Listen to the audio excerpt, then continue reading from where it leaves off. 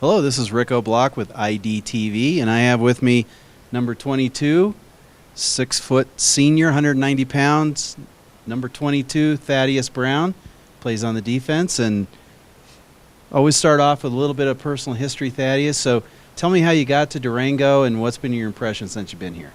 Okay, pretty much prior to coming here, I played for the University of Nevada, and I played there for 3.5 years. And leading up to my senior season, I kind of got into a little academic troubles and whatnot, and I had to sit out, and I was ruled ineligible to play.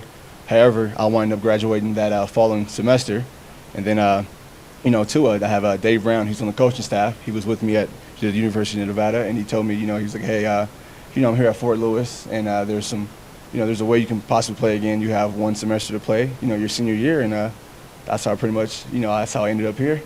And as far as my impression, it was different, given that I came from a bigger school, but however, that wasn't my main focus. Once they told us we had John L. here, I was like, let's get this football season done, and let's make it a great one. And so you're studying human development and family studies. And what do you want to do with that when you graduate? Given that I would love to work with kids that come from a neglected home and pretty much counsel them in a way, because I want to say my sophomore year at the University of Nevada, I had an internship in which I worked with kids. I want to say they were from the age of 3 to 4. And then, working with them every day, it was great to, see a smile on their face. And given that I played football, they somewhat looked up to me and they saw me as a role model. So I took pride in that, and I would like to, pursue a career in that if possible. Let's talk about the football season. What's been your impression of the season so far? And did you meet any personal goals, or did you establish any personal goals going into this season? Not yet. I'll say, given that I haven't been here, but I'll say primarily for this week, we want to win the musket, and I'll say that's one of my goals as well as the team. I pretty much we pretty much have team goals and defensive goals that we try to meet every week, and yeah, we're just trying to get better and better every week. And the musket game's coming up this week. Yes, it is. What's the goal of the defense going into this game? I'll say just being a defensive player. I'll say a shutout would be great. We would love to not get scored on. That's something we pretty much pride ourselves on, and not giving up big plays and big yardage. So hopefully we can pitch a shutout. So let's talk about the game on Saturday, because you had a big interception at the end of the game, sort of sealed the game for the team. Walk me through what you were thinking, or what the play was, and how you felt after that big interception. Okay, well, primarily I'll say I made that play, thanks to my coaches. All week we prepared great, and we had a great film study, and I saw that play, plenty of times. And my coach, defensive coach, Coach Jewell, he stressed that, in the red zone, they love to run this play. The tight end, he loves to sneak out. So, given that preparation was great, and pretty much just saw it right before my eyes. I was like, all right, here's the moment. If this guy comes out, I know what to do, in which he did so. He came out. I was in great position. I was, I looked through him as well as through the quarterback. He floated the ball up, and I just, went up there and grabbed the ball and made the play. You had to go up pretty high to get that ball. Yeah, I did. And how'd you feel when you came down? I felt great. At first, I was pretty shocked. I kind of laid there for a second. I looked at the ref to make sure, I was in bounds and I caught the ball properly. And then once I did that, I was just extremely, extremely excited. And what was the feeling of the team after the game? Oh, I would say I would definitely lifted up the team. I'll say one of the moments I liked from that was after the fact, Jordan Dole, he came over and gave me a hug. And he was like, thank you. Jordan, the quarterback. The quarterback, yes, sir. He came over and gave me a hug, and he was like, yeah, thanks for helping us out. And I was like, it's no problem. Hey, that's what I'm here for. We're a team. Any last thoughts going into this week's game? Just to bring that musket home. Given I know it's a huge rivalry, and I know what it's like to have the trophy in your hometown, and hopefully we can prepare and get the win. Great. Well, thanks for spending time with us Thank today. you. Congratulations on the game on Saturday, and best of luck on this week's game. All right. That's Thaddeus Brown, number 22. Look for him out on the field this Saturday for Fort Lewis Skyhawks. This is Rick O'Block with IDTV and KIQX Radio. Thanks for joining us. This is Rick O'Block with IDTV. I have Coach John L. Smith. And first of all, Coach, congratulations on the win on Saturday. That was a huge win for you. Every win's a huge win, and it was a great win. I'm particularly proud of our kids and the way they came back, fought the second half. Actually, in the fourth quarter, they locked up and tried to do everything they could do to pull for each other, and continued to believe, and it was good. Very proud of those guys for what they got accomplished, being down.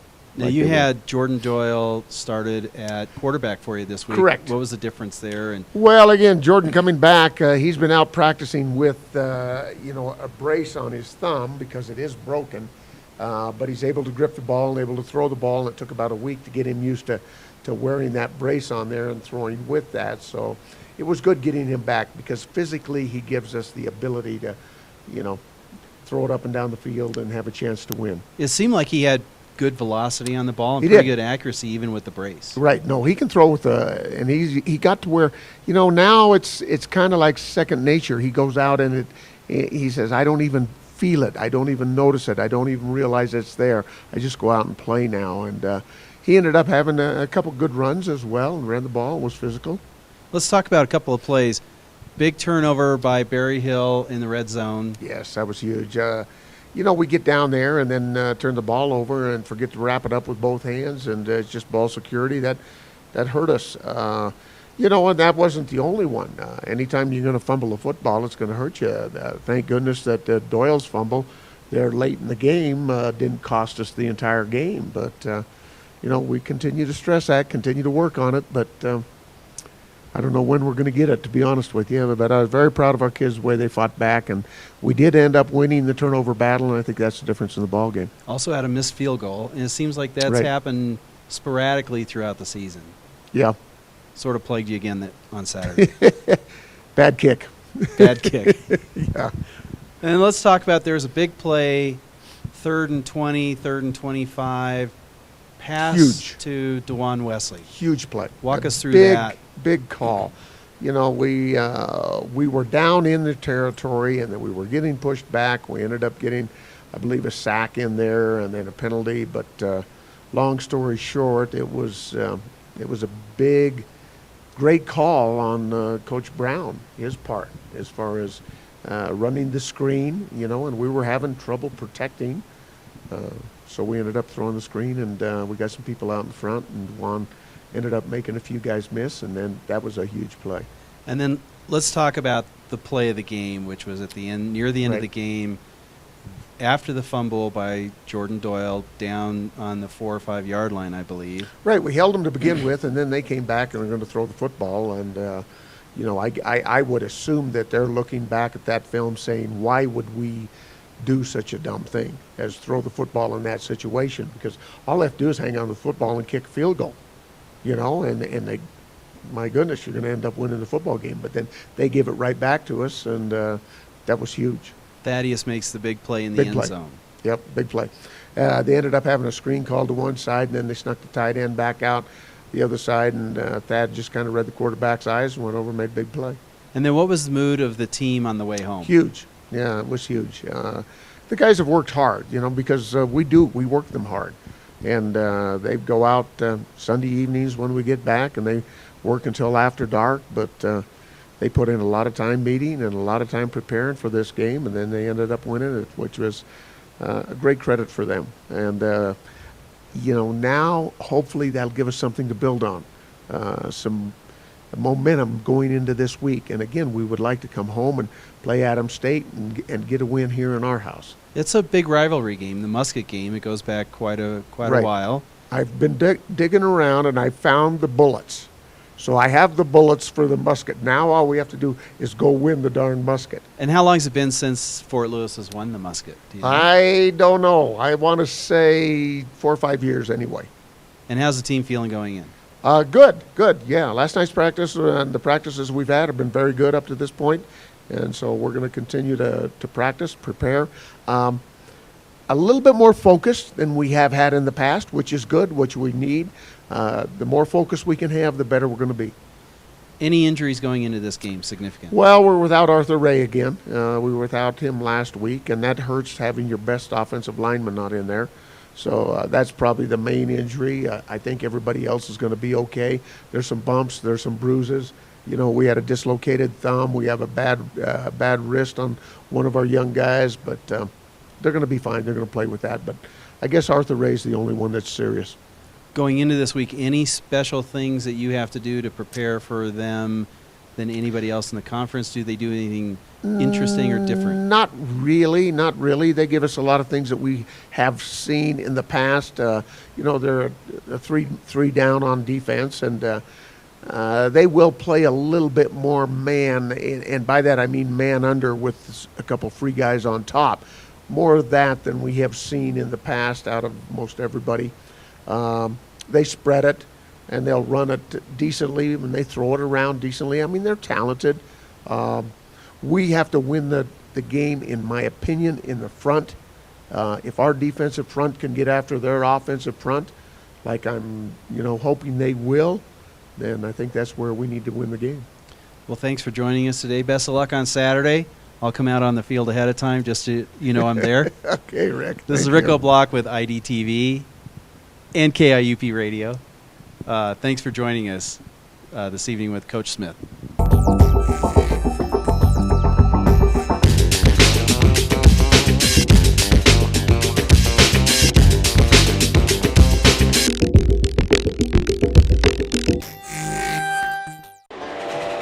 It's full steam ahead at the Durango and Silverton Narrow Gauge Railroad. Enjoy a historic trip through southwest Colorado's rich scenery with daily train excursions through the spectacular San Juan Mountains.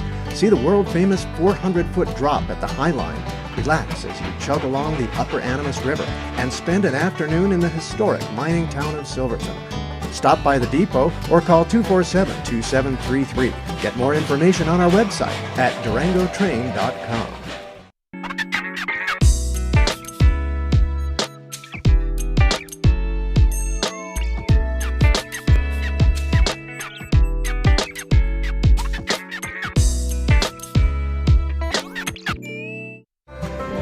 Whether you make your plans over a barbed wire fence or over wireless internet, if you're coming from the stockyard or the stock exchange, Durango is right at home at the Diamond Bell, timeless and timely.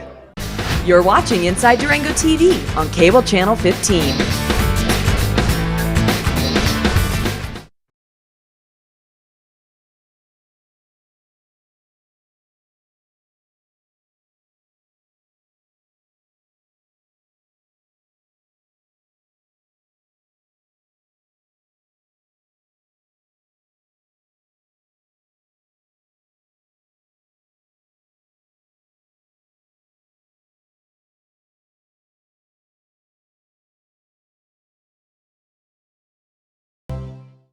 Meet Dan. He owned a dog biscuit company, but Dan wanted more, so Fast Signs created a plan to raise Dan's business visibility. Now Dan has more sales, more stores, more of the good life, and more is what Fast Signs delivers. More than fast, more than signs.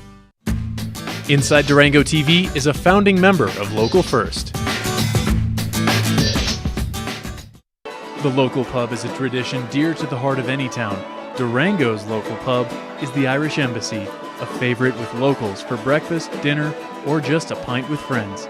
With a traditional Irish menu and all your favorite brews on tap. The Irish Embassy, Durango. For natural and organic vitamins and supplements and health and beauty products, there's no better place than Nature's Oasis. We offer an experienced staff, nutrition and supplement education, and exclusive products. Nature's Oasis, home to the largest selections of vitamins and supplements in the Four Corners region. Inside Durango TV is locally owned and operated.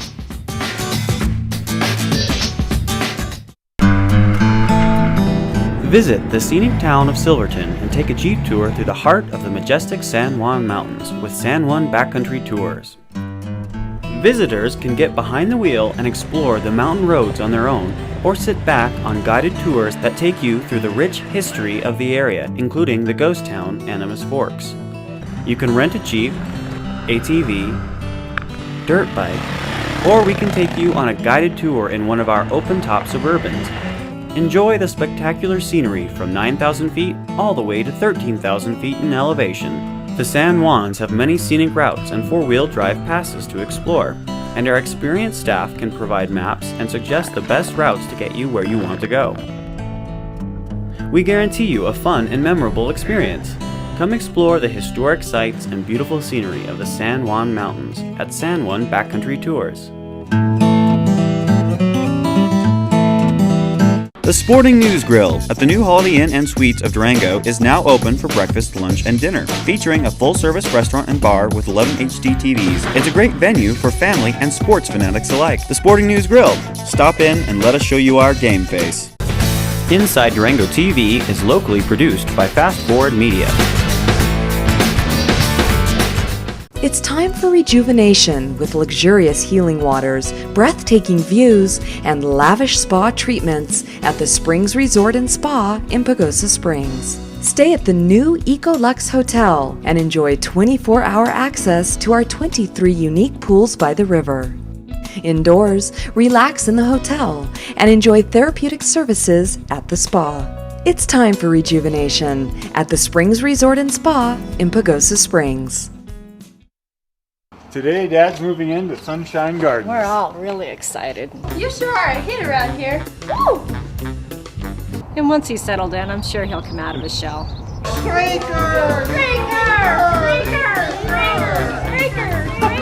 I hear they even have a happy hour. How about that? Yeah. Oh, I think he's gonna like it here just fine. You know, honey, I think you're right. Come check out what's new at the Ute Mountain Casino Hotel and Resort. We now have single and double deck blackjack games. Enjoy our King of the Cage boxing events year-round at our event center. If you're on the go, take a break at the new Ute Mountain Travel Center. With our valet service, you can arrive in style and get right into the action. Visit us for our Saturday prime rib buffet and our seafood buffet on Fridays. With the largest gaming floor in the area, Ute Mountain Casino Hotel and Resort has all the great games you love to play.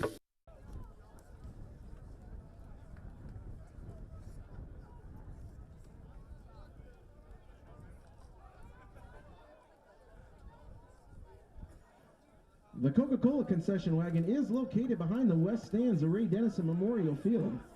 Soft drinks, hot dogs, nachos, popcorn, and other snacks are available, with proceeds benefiting the Fort Lewis College women's lacrosse team.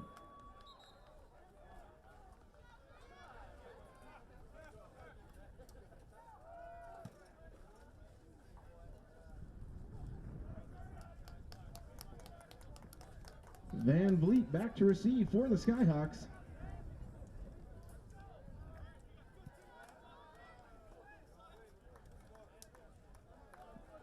Number 41, Garrett Visser to kick off. The opening kickoff is brought to you by the Durango and Silverton Narrow Gauge Railroad. I can't hear what you're saying. There's a speaker right in my ear. What was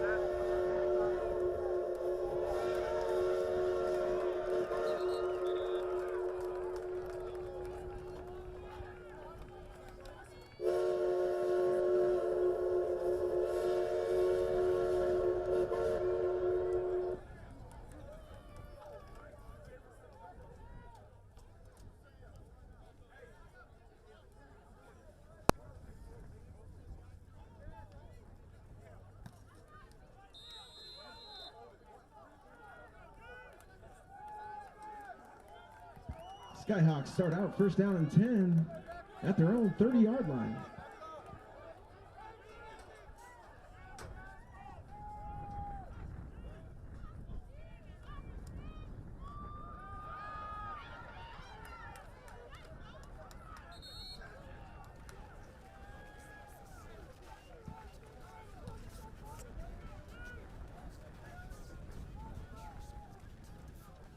Doyle with the quarterback keeper.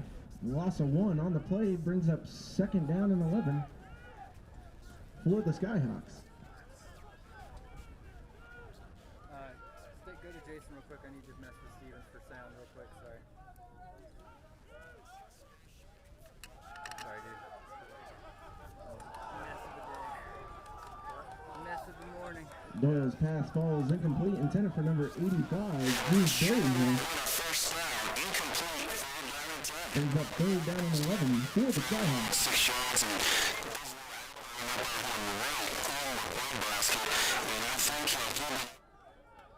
Okay, I don't have any audio.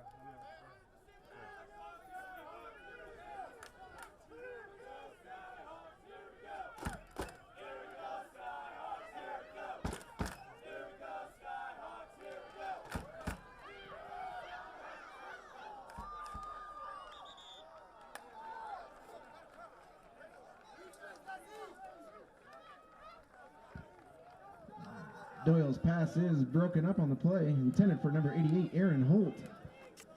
Brings up a 4th down for the Skyhawks.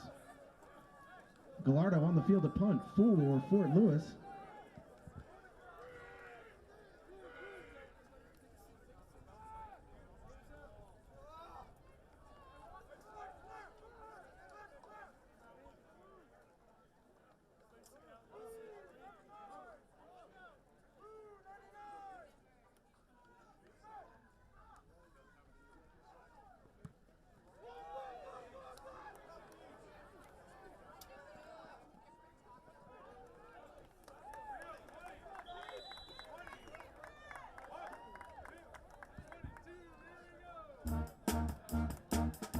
Gallardo's 51-yard punt is fair caught by number 33, Jabari Ray Garvin. Bring up a 1st down and 10 for Adams State on their own 20-yard line.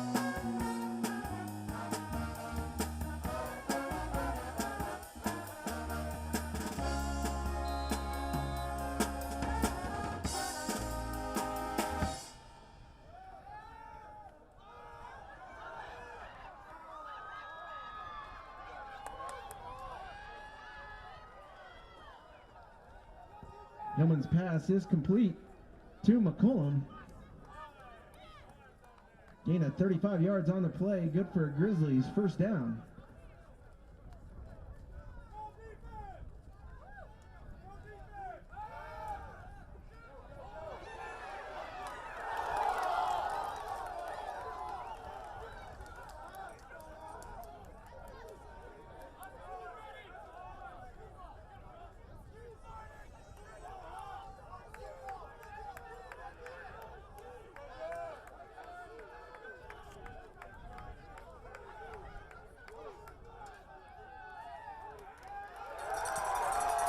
Hillman stripped on the play by number 35, Ryan Ross. Fort Lewis recovers. 1st down, Skyhawks.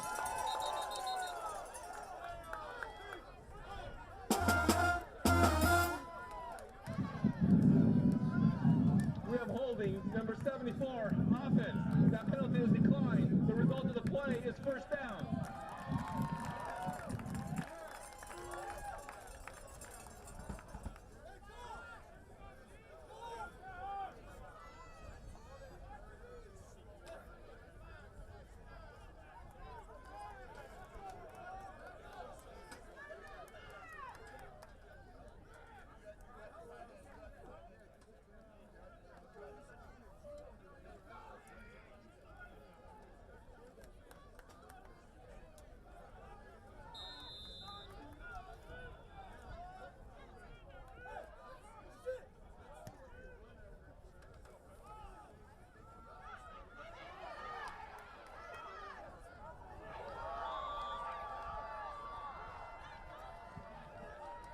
Doyle with the quarterback keeper. No gain on the play. Tackle made by number 20, Vince Coach. Brings up 2nd down and 10 for the Skyhawks.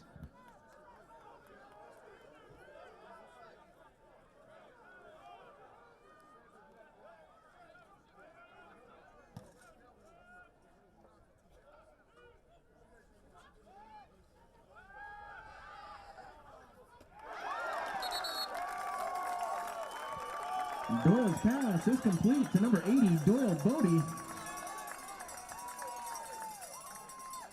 Pass is good for a Skyhawk. 1st down.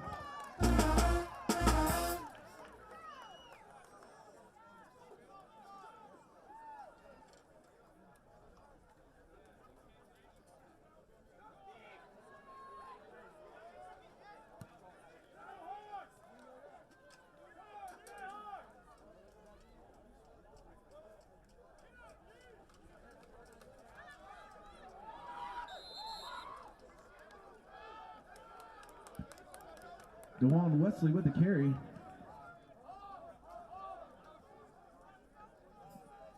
No gain on the rush. Tackle made by number 58, Pancho Aonio. Brings up 2nd down and 10 for the Skyhawks.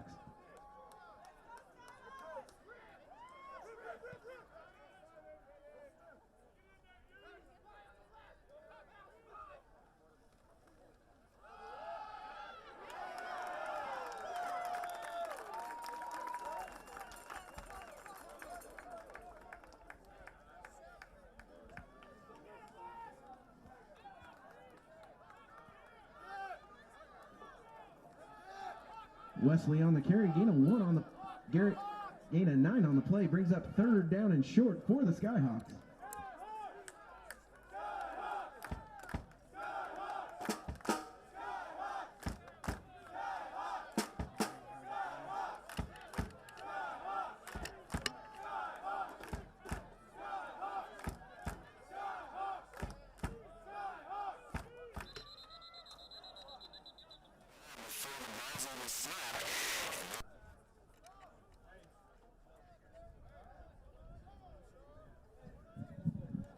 Start, number 67, offense, 5-yard penalty.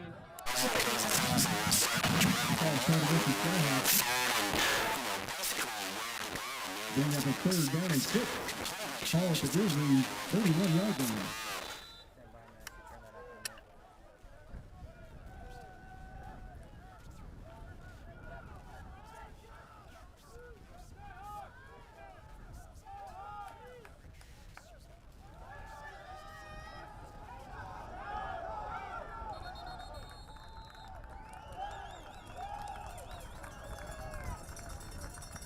Jordan Doyle with the quarterback keeper.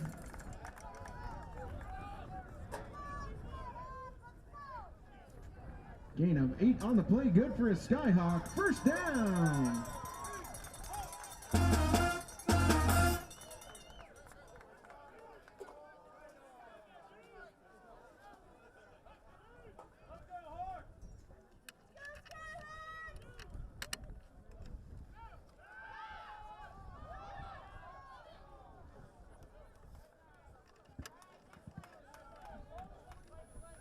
Doyle's pass falls incomplete, intended for number 80, Doyle Bodie. Brings up 2nd down and 10 for the Skyhawks.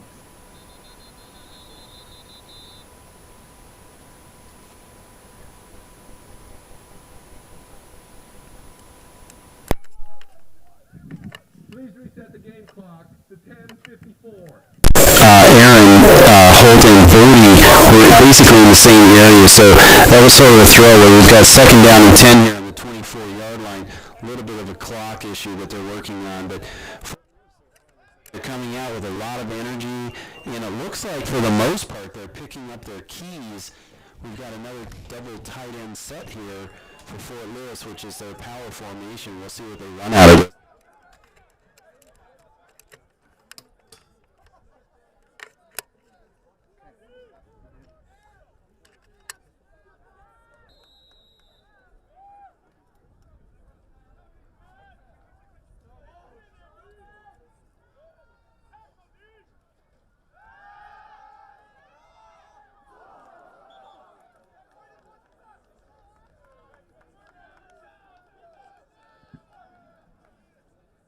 Doyle's pass just over the head of number 23, Jordan Van Vliet.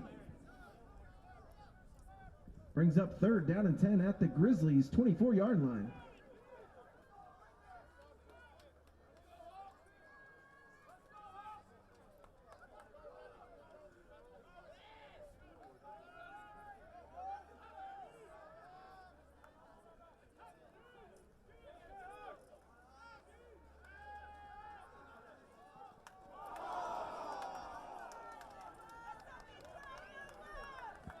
Doyle's pass falls incomplete, intended for number 19, Nova Hardy. Brings up 4th down for the Skyhawks. Castana heads on to the field to attempt a 41-yard field goal.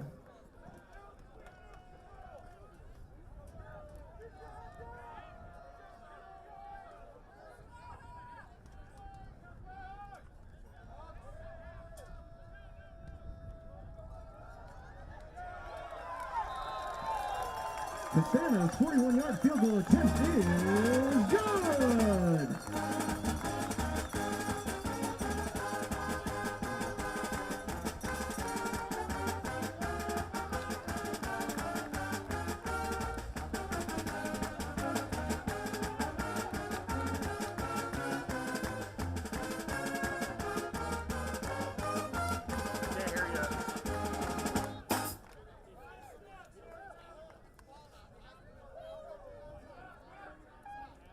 Last Fans, don't forget to buy your 50-50 raffle ticket. The winning ticket will be selected in the third quarter.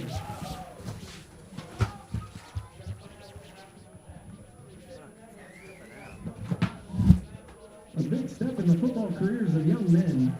You're watching today happen in high school. Welcome back. Fort Lewis takes the lead on a field goal by Castellana. About 40 yards. People would like to say thank you for making this possible. Well, the Fort Lewis College Department of Athletics would like to thank the following corporate sponsors for their continued support: Coca-Cola of Durango, Durango Orthopedic Associates, Mercy Regional Medical Center, Bank of Colorado, CJ's Diner, Durango, Silverton, and Narrow Gauge Railroad, Durango Motor Company. Go Skyhawks! Here comes a kickoff. It's deep. It's going into the end zone. Caught by number 33. He's just going to down it right there and mill it. Adams State will come out. First down and 10. Really, they have not helped themselves. It looked like they started to put a drive together, Rick, and then their quarterback, Mr. All-Everything, really, for Adams State. Austin Hillman fumbles the football on the quarterback keeper. And that was the part of Fort Lewis needed to run down the field and get the field goal up and forward. Well, they're a running team. Let's don't kid ourselves. And their quarterbacks are leading rusher. They came out throwing the ball, which I think caught Fort Lewis a little off guard. We'll see what they do the second series. Hillman in shotgun formation. He's going to hand it off to his running back, who's going to be hit right around the 30-yard line. He drags some Fort Lewis defenders to the 32 as that handoff went to number 36. That's Nick Deckers. Well, that was just a off-tackle play there, and good pickup of around 7 yards. Fort Lewis second down. Adams State second down and 3. There's a snap. Fumble again. The ball is on the ground. That should be Fort Lewis's football. We'll see once they get all the bodies off the pipe. But another turnover, and there it is. Fort Lewis has picked up another fumble from the running back of Adams State. That went to number 36, and I do apologize. I need to correct myself. That's Nick Dirks. Well, Joey Alvarez, who's created some fumbles this year, and this is what we talked about, Albert, is exactly what happened. Joey Alvarez wraps up the player, strips the ball out, and guess who picks it up? Roderick Sargent. So there's 2 possessions, 2 fumbles, and 2 turnovers in the favor of Fort Lewis. They've got great field position here on the 35-yard line of Adams State. And this would be big if we could capitalize on this turnover also. Check it into the ball game in the backfield is number 3, Amory Duncan. He lines up behind his quarterback, Doyle. There's a snap. It's an option read. Doyle keeps it. He's got some room to run. He's going to cross the 25, right? His legs knocked out from underneath him around the 22, and that's a first down and more. That'll move the chains. Fort Lewis getting close to the red zone again. Well, they're getting really close to the red zone. They're on the 22-yard line, and that was just a terrific option play and read by Jordan Doyle. He faked the handoff to number 3, Amory Duncan, up the middle of the line, went around the right end, and nobody was there, picked up about 12 yards. Lewis lines up in the old school wing T formation. Quick throw out to Duncan. Nice move. He's going to pick up at least 7 yards. We'll see where they mark it down. Should bring up a second down and 3, but nice play by number 3, Duncan. That was just a swing pass to the backfield, and the ball was delivered perfectly to him. We talked about this before the game. I think one of the big differences between this year and last year is the diversity of the plays. And you can tell that they've got Adams State here a little confused on how they're going to attack Fort Lewis. They come out with a double tight end set. Each receiver has single coverage. They're looking to the end zone. Doyle now is going to tuck the ball and run. Nice block downfield, and then Doyle takes a shot about 2 yards deep into the sideline by number 24, the quarterback. And the penalties come flying, and rightfully so. Well, he's going to be out at the 9-yard line, and there was a late hit out of bounds, and that's going to take it halfway to the distance of the goal. So they'll be on about the 4.5-yard line. And this is a great play, great execution for Fort Lewis. And if we can punch this into the end zone, we'll be up 10-0 on Adams State. So first down and goal from the 4-yard line for Fort Lewis. Most definitely need to score a touchdown here. Get an early lead here in the first quarter. 3-0 is your score. Fort Lewis leads this game with 8:40 left on the clock. 2 tight ends set. Running back in the backfield, that's Duncan. We'll see if Doyle, the quarterback, calls his own number. There's a snap. Handoff to Duncan. He should get in the end zone. Touchdown. We have a penalty on the far side of the field from the line judge. We'll see who. And that's going against the defense. So Fort Lewis is going to get 6 points on the board, Rick. And really, the handoff went to Henry Duncan. He went in untouched. He went in untouched off the right tackle, so there was a good push from the offensive line. It just blew out Adam State. They didn't even touch Henry Duncan. And, boy, what a great series for Fort Lewis. They go up after this extra point. They go up 10-0 in the first quarter. 8:27 left in the first quarter. It's a terrific drive for Fort Lewis to put them 7 points on the board for them. Here's a Costi on an extra point try. It is good. 10-0 is your score. Fort Lewis takes an early lead in the first quarter. 8:27 left on the clock, and we'll be right back. Sports Stop 9:30 a.m. ESPN Radio for the Four Corners in Durango. Fort Lewis 10, Adam State 0. Hey, put the pedal to the floor now, huh? Don't let up. We need Anthony on the board every week. Got it together. This guy's got to be shell shocked.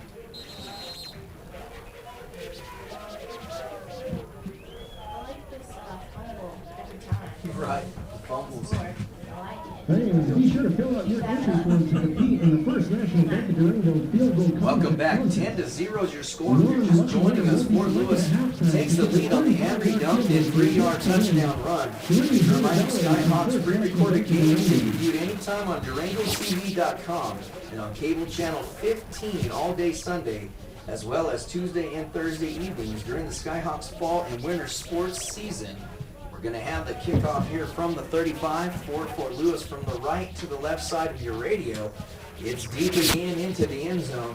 Number 33 will catch that. That's Garvin. It will be a touchback. So first down and 10 for Adam State. And we have a penalty coming flying in. So we'll take a quick break. We'll be right back on Sports Stop 9:30 a.m. ESPN Radio for the Four Corners in Durango.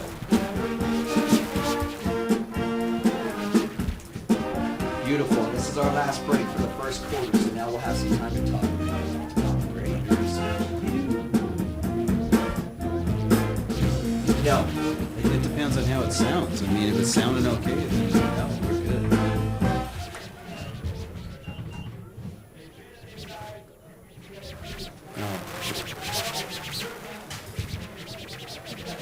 Well, it's up to them at the station, I guess, if they want to bring it.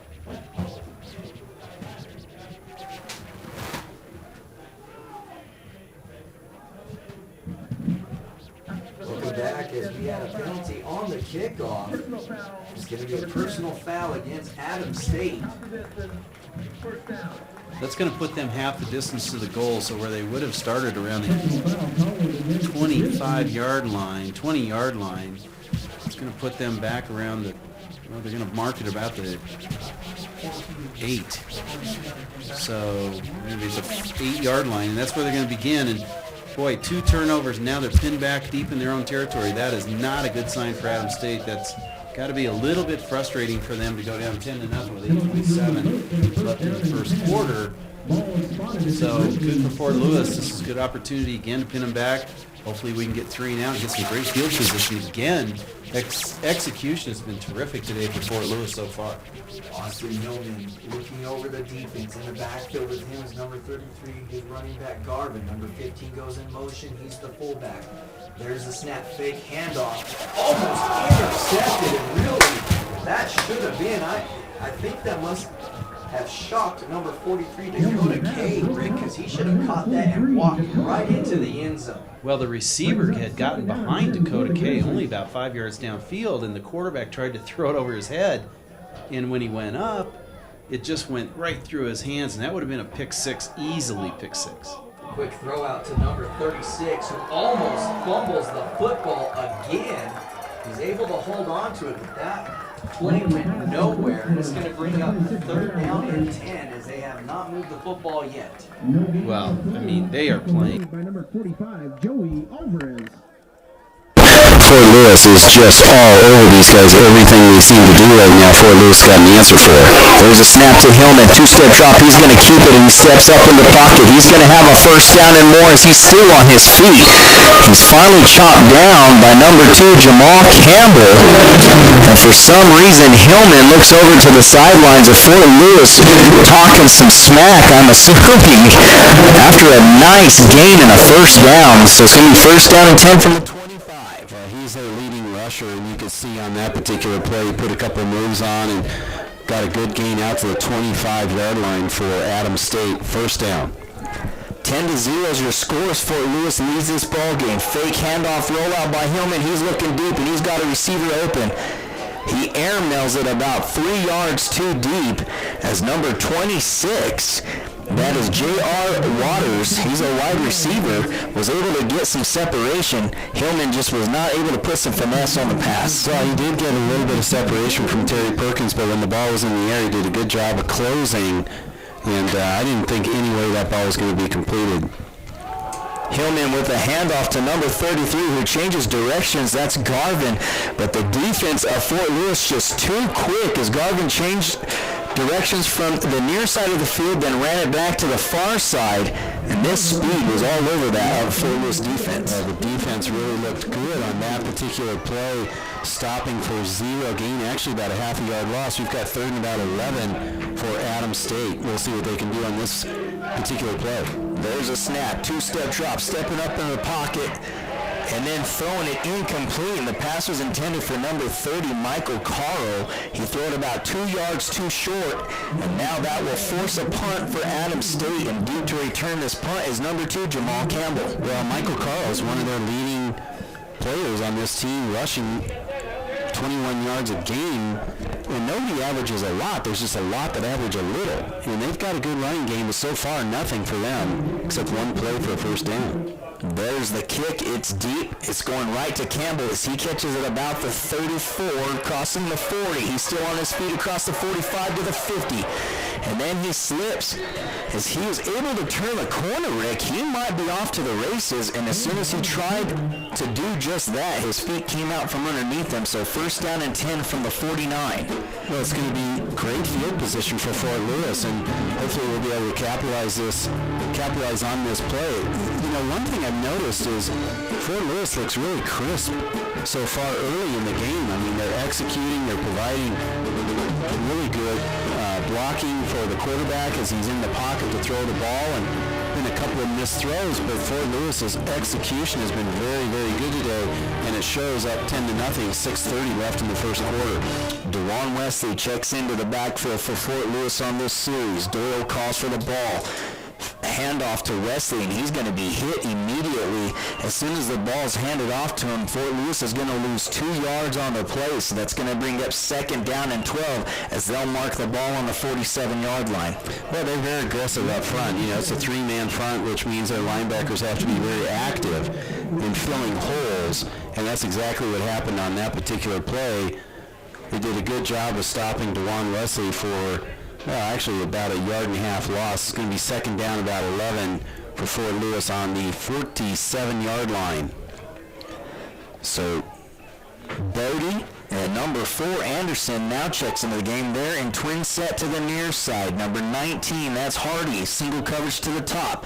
There's a snap, fake handoff rollout by Doyle looking downfield to number 80. He had Doyle Bodie open, and again, the quarterback, Jordan Doyle, just does not set his feet, and he throws it too high and too far behind Bodie. Well, that would have been a 1st down. It was a great play, and the Adams State, obviously, they look at film, and they're rushing the outside linebackers just like everybody else has so far. For Lewis, the difference is that this week that they figured out how to block that, created some time for him in the pocket, and he just overthrew the ball. Fort Lewis spreads out everybody. 3 receivers to the near side of the field, 2 to the far side. There's a snap, 3-step drop, looking downfield, nobody there, intercepted. That should be defensive pass interference, but we'll see what the call is, as that's intercepted by the safety. And really, Rick, the safety, number 20, didn't even have to move as that ball was thrown right to him. That's Vince Coach. It's going to be interesting to see what the call is. It looked like the wide receiver got tangled up in the middle of the field, and that's where the back judge threw the penalty flag. We'll see how this is going to shake out. One of the players for Adams State, Bobby Answers, is saying that the ball was uncatchable, but if the receiver's held up, how can they determine whether or not it was uncatchable? So this will be an interesting call. If Adams State gets this ball, they're going to get it on the 47-yard line on their side of the field, or the left side of the field. When you see the uncatchable passes, Rick, you can correct me if I'm wrong. A lot of the times you see that called on the sideline, near the sideline, so you can really judge if it's uncatchable. And here's going to be the call from the white hat, and it looks like they're going to stick with it. We do have holding, so that should be an automatic first down on the defense. And really, everybody could see that number 19, Nova Hardy, was held. And really, Rick, if you look at the defense from Adams State, they've realized that Hardy has come on big time in these last 3 games. He's been double coverage every play that he's been out on the field. He really has played well in the last couple of games, and we're going to be third down about 2 here. In college, it wouldn't be an automatic first down, I don't think, for defensive holding, whereas in the NFL it would be. So we got to replay this down. Well, now they're talking about it again. Well, it's a pass interference call, so I really thought it was going to be first down, but I guess that's why you make the big bucks, my friend. So interesting, because they call it defensive holding, which should be 10-yard penalty, and I guess it is going to be a first down. So great for Fort Lewis, keep the drive alive, and we'll get 3 more downs here to get a first down. So on that penalty, Fort Lewis crosses the 50-yard line into Adams State territory. So first down and 10 from the 42. Doyle calls for Bodie to go into motion. There's a snap. Handoff, fake handoff, as Jordan Doyle is going to keep it himself, and he's going to dive forward. He loses the football, Rick, but his knees were marked down, and he only picks up 2 yards. That should bring up second down and 8. Second down and 8, and Drew Berryhill comes in, and that usually means that they're going to throw some type of pass play at him. He's got great hands, and hopefully we'll be able to see him out in the pattern and pick up a first down here for Fort Lewis at the 41-yard line of Adams State. Anderson and Bodie, and twins to the near side. Hardy, single coverage to the top side of the field. Now he goes into motion. There's a snap, 3-step drop. Throwing across, and again, the pass is thrown too high and too far behind the intended receiver. That's the tight end, number 85, Drew Berryhill. He was open, Rick, just didn't have quite the opportunity to catch the football. He was open, and it was above his head, and the coach on the sideline was telling Jordan to follow through on his pass. It looked like he was throwing that off his back foot a little bit, and this is a big play for Fort Lewis. Third down and about 9 yards to go on the 41-yard line of Adams State, and they have a 3 wide receiver set for Fort Lewis. So the officials run in here, calling an official timeout. Third down and 9 from the 41-yard line, as the side judge comes running in, talking to the white hat, and they're trying.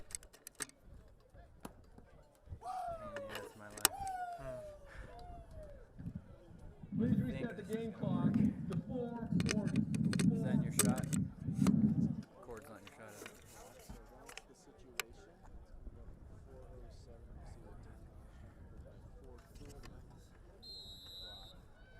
So Fort Lewis, here we go.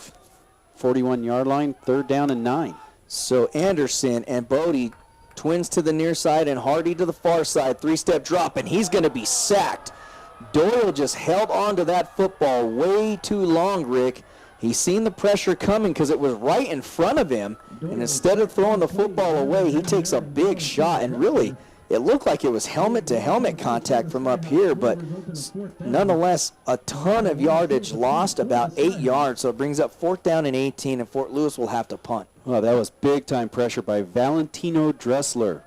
defensive end, 6'4", 235, right up the middle, and sacked Jordan Doyle, and we're going to have to punt here. We should put him back in pretty decent field position, though, for us. Being that we have the best punter in the country in Division II, it's going to be called for a fair catch around the 8, fumbled, and then regained control. The return man for Adams State, that was number 26. That's J.R. Waters. And again, the punter for Fort Lewis pins Adams State deep into their own territory. So first down and 10 from the 7-yard line.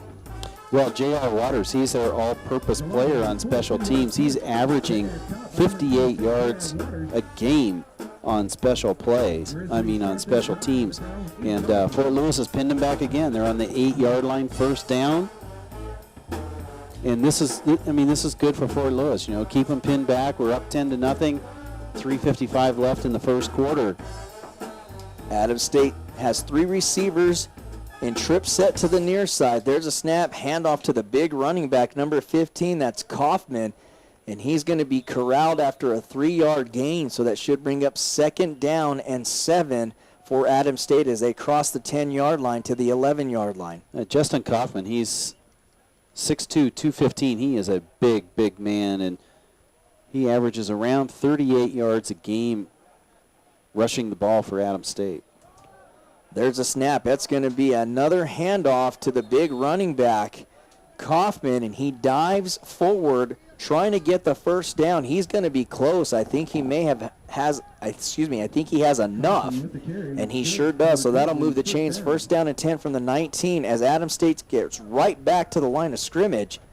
They don't have a whole lot of time left here in the first quarter, 3 minutes. There's a snap. Pressure on the quarterback, Hillman. He throws it out, and he had a wide open receiver, and number 26, that's J.R. Waters, and he throws it about 2 yards behind him, Rick, and there wasn't a defender for Fort Lewis within 15 yards of him. Well, Joey Alvarez had to make a decision. The quarterback's rolling out and could potentially run upfield. He has to break off the receiver or go after the quarterback, and he went after the quarterback. He threw it upfield. Quick handoff to number 30 as he tries to turn the corner on the far side of the field. That's Michael Carl, and he picks up some nice yardage. He's going to pick up 4 yards, so that's going to bring up third down and 6. A huge play here now for both of these teams, really. Fort Lewis holds them. They got a punt, and they're going to get great field position. Let's see what Adams State can do here. There's a snap. Quick handoff again. Nice cutback, nice twist move, and he's still on his feet. Is number 30 showing some nice moves, and Michael Carl, all sorts of missed tackles, and we have Dakota K down on the field. That's number 43. He's the cornerback, really playing kind of that nickel back here for Fort Lewis's defense, and he looks like he's in some agonizing pain. Yeah, it looks like he did something either to his shoulder or to his collarbone potentially. So we're going to see what happens here. They're asking for Wayne Barger to go out there. He's sort of was the head trainer here for a while. And we'll see what happens here to Dakota K. Might be a fairly significant injury here, but yeah.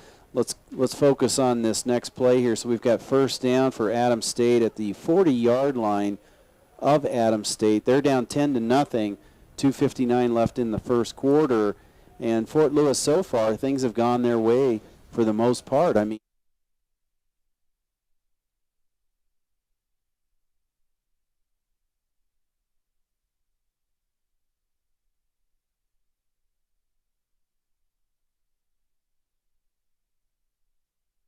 looks like, we could have a very successful day here for Fort Lewis. Well, what a solid run that was on behalf of Adams State's running back, number 30, Michael Carl. Rick, he stopped and changed directions 2 different times with a twist move, making some defenders miss. We'd just like to remind you today's game is being filmed for rebroadcast by Inside Durango TV and broadcasted live on the American One website. Go to AmericaOneSports.com for viewing information, and we'd like to thank a few special people as well. Well, Moorhart Murphy Regional Auto Center, Inside Durango TV, First National Bank of Durango, Durango Herald, Holiday Inn and Suites, Irish Embassy Pub, A&L Coors, Alpine Bank, Bank of the San Juans, Best Western, Rio Grande Inn, Blimpies, who provided us lunch today. We're going to have to dive into that pretty soon. And Comfort Inn, on behalf of Fort Lewis, thank you for your continued support. Go Skyhawks. Well, the training staff is trying to mobilize, I'm assuming, the shoulder of Dakota K, and he may have either dislocated that shoulder or collarbone or broke it. It looks pretty serious out there as the medical staff is out there taking care of it, and hopefully he's going to be okay. But we've seen Dakota K play these last 2 years, and he's been a huge part of this defense, Rick. Well, he's a sophomore defensive back, 5'8", 180 pounds, from Kayenta, Arizona, went to Monument High School, and it looks like his forearm is what they're looking at. What they do is they come out with a pad or an envelope almost that they put around the arm to stabilize it, and then pump it up. Pump it up, and then I'm sure he'll be going off to the hospital to get looked at. One of our sponsors, actually, Mercy Regional Medical Center, will probably be taking a look at him on that. But we've got first down and 40-yard line for Adams State, and that's a big loss for Fort Lewis. Dakota K is playing really well, and we'll have another player take his spot, and as soon as we see who that is, we'll point them out for you. There's a snap. Hillman looking deep. Nice coverage downfield, almost intercepted. And it looked like number 22, the covering corner on the play, that's Thaddeus Brown. Maybe if he lays out for that pass, he intercepts it, but no chance on a reception for Adams State as Thaddeus Brown was all over on that coverage. Well, Lee Iato was the person who came in for Dakota K, and on that particular coverage, you're right, Thaddeus Brown was all over that player. There was no way that pass was going to be completed. There's a keeper by the quarterback, Hillman. He's going to run that out of bounds, and he barely gets back to the original line of scrimmage. So that's going to bring up long distance here for Adams State, as we're going to have third down and 10. Again, your score's 10-0. Fort Lewis leads this game in the first quarter. 2:40 left on the clock. Well, they'll want to keep everything in front of them, so nothing gets by them deep, and hopefully we'll stop them here on third down and 10. Hillman with the 3-yard drop. Pass tipped up, intended for number 26. That's J.R. Waters again. Too high. Almost could have been picked off, but that's going to be an incomplete pass, and the defense comes through yet again, forces a punt, and deep to return this punt for Fort Lewis is number 2. That's Jamal Campbell, and number 22, Thaddeus Brown. They both will line up around their 25-yard line. Well, guess who was on the pass rush? Broderick Sargent put a lot of pressure on him, made him overthrow that ball. We've got fourth down here. There's a snap and the kick. It's going to go right towards the line of scrimmage, and number 2, Campbell, takes it dangerously. He's going to be, his legs are going to get chopped out from underneath him as soon as he catches it, so really maybe 2 yards on the return, Rick. So it's going to be first down and 10 from the 27. Well, let's thank a few more sponsors from the Department of Athletics. Hampton Inn, Papa Murphy's and Subway, Walmart, Southwest Ag, Sodexo, Steamworks, Strader Hotel, Wells Fargo Bank, thanks to John Francis for doing my interviews a couple weeks ago, Your Running Store, Coca-Cola of Durango, Durango Orthopedic Associates, Mercy Regional Medical Center, Bank of Colorado, CJ's Diner. Go Skyhawks. So 2:16 on the clock, first down and 10 for Fort Lewis. They lead this game 10-0, looking to extend the lead. There's a 3-step drop. Doyle changes his mind as he's going to tuck the ball. And then he throws it forward, and that really was a smart play because he would have taken about an 8-yard sack on the play, Rick. He just throws it out of bounds and saves some yardage for Fort Lewis, so second down and 10. Well, earlier in the season, that was one of those plays where he might have tried to make a play out of it, and, you know, that's just some maturity there, and does a good job in identifying that he's not going to get anything out of it, throws it upfield, and second down and 10, but it's better than taking a 5-yard loss.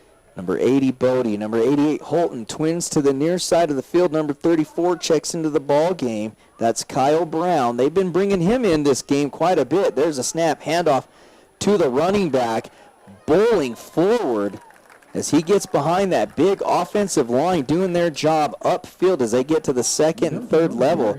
The handoff was to number 3, Amory Duncan, so it's going to be a manageable third down and 3 for Fort Lewis. Well, Amory Duncan's 5'9", 195 pounds, and he just got behind some of those big offensive linemen. Nobody could even see him, and got about a 7-8 yard gain. We've got 3rd down and 3, ball on our 34-yard line. 1:37 left in the first quarter. Fort Lewis up 10-0. So look for Doyle to maybe keep the ball here as they have 3 receivers to the near side and 2 to the far side. There's a snap, and Doyle is going to call his number. What a nice cutback that was, Rick, as it looked like he was going to try to turn the corner wide. Instead, he cuts back up beneath his tackle, and he picks up 5 yards and a first down. Well, I mean, let's look at this. They've got 3-man line that they're rushing with, and in that particular play, most of them were crowded towards the guard and center. You got to have the linebackers be active to stop that quarterback on the option, and that's not what happened. And since they weren't blitzing from the outside, it created a big hole. First down for Fort Lewis. Bodie, Holt, and Anderson trips to the top. Quick swing out pass to the tall Anderson. He's got some room to run if he would just stop trying to dance. Catch the football and run north is what he wants to do. And if you look down here at the head coach, John L. Smith, he's not happy right now with Anderson because really no reason why he shouldn't have picked up the first down. Yeah, that was wide open out on the flat, so it was just a swing pass over to Anderson on the far side of the field. He gets up about 5 yards, 2nd down and 5. Not bad, but certainly Coach Smith thought that he could have had a lot more than that on that particular play. 25 seconds left here in the first quarter. Doyle looking over the defense. Now he calls for the ball. He's going to roll out. Nice block by Anderson. Looking downfield. Throws it in double coverage. Picked off by number 5. That's Eddie Stanley. And he's going to be brought down right around the 35-yard line. And that was a bad decision by Doyle, Rick, as he threw that. There was 3 defenders covering number 80, Doyle Bodie, and it looked like they were expecting that play. Well, it was interesting because he tried to throw it to Doyle Bodie. He had a man open underneath. And had he thrown it to that particular receiver, I think they would have made a complete pass and had a big gain there. But he elected to go a little bit deeper, pick up first down all at one time. And that's an unfortunate turnover for Fort Lewis in that they were moving the ball and picking up some yardage. So Austin Hillman and company take over at the 35-yard line. So first down and 10. There's a snap. Handoff to number 36, the running back. That's Nick Dirks. And he has a nice pickup. It looks like it's going to be close to 8 yards, and that'll bring this first quarter to an end. Fort Lewis leads 10-0. And we'll be right back on Sports Stop 9:30 a.m. ESPN Radio for the Four Corners in Durango.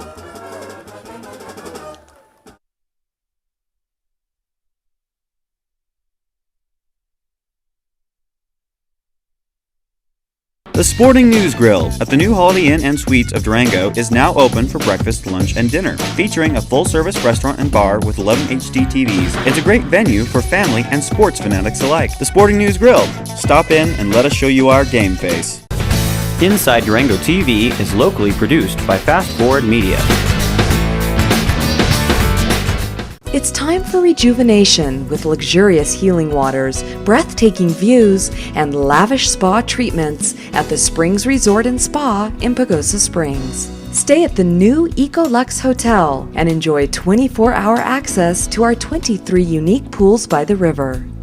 Indoors, relax in the hotel and enjoy therapeutic services at the spa. It's time for rejuvenation at the Springs Resort and Spa in Pagosa Springs.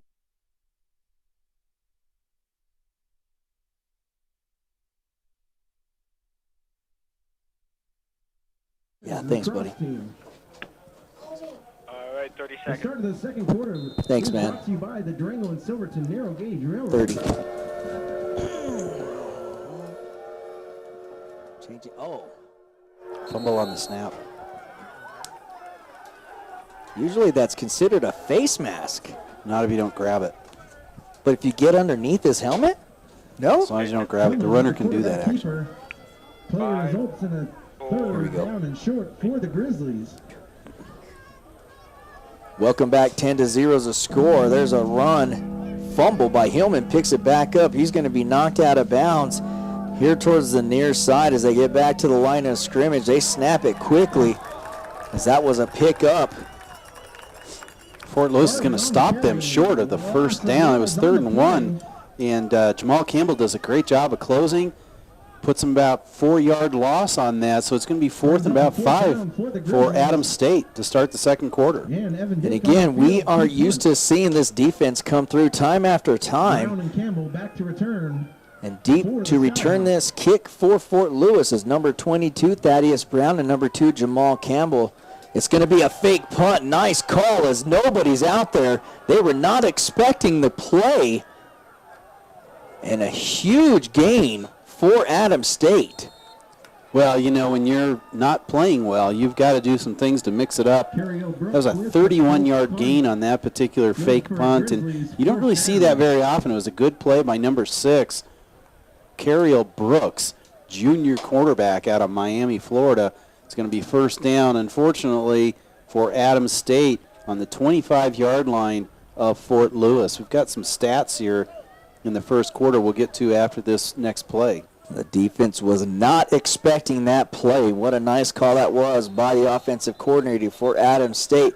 And Coach Riffalato is going to call a timeout, so we'll take a timeout ourselves. We'll be right back on Sports Stop 930 AM ESPN Radio for the Four Corners in Durango.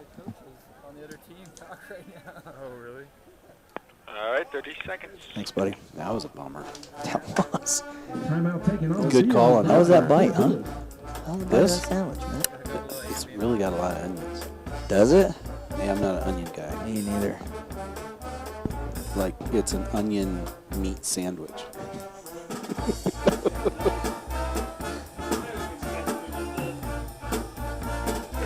10 seconds.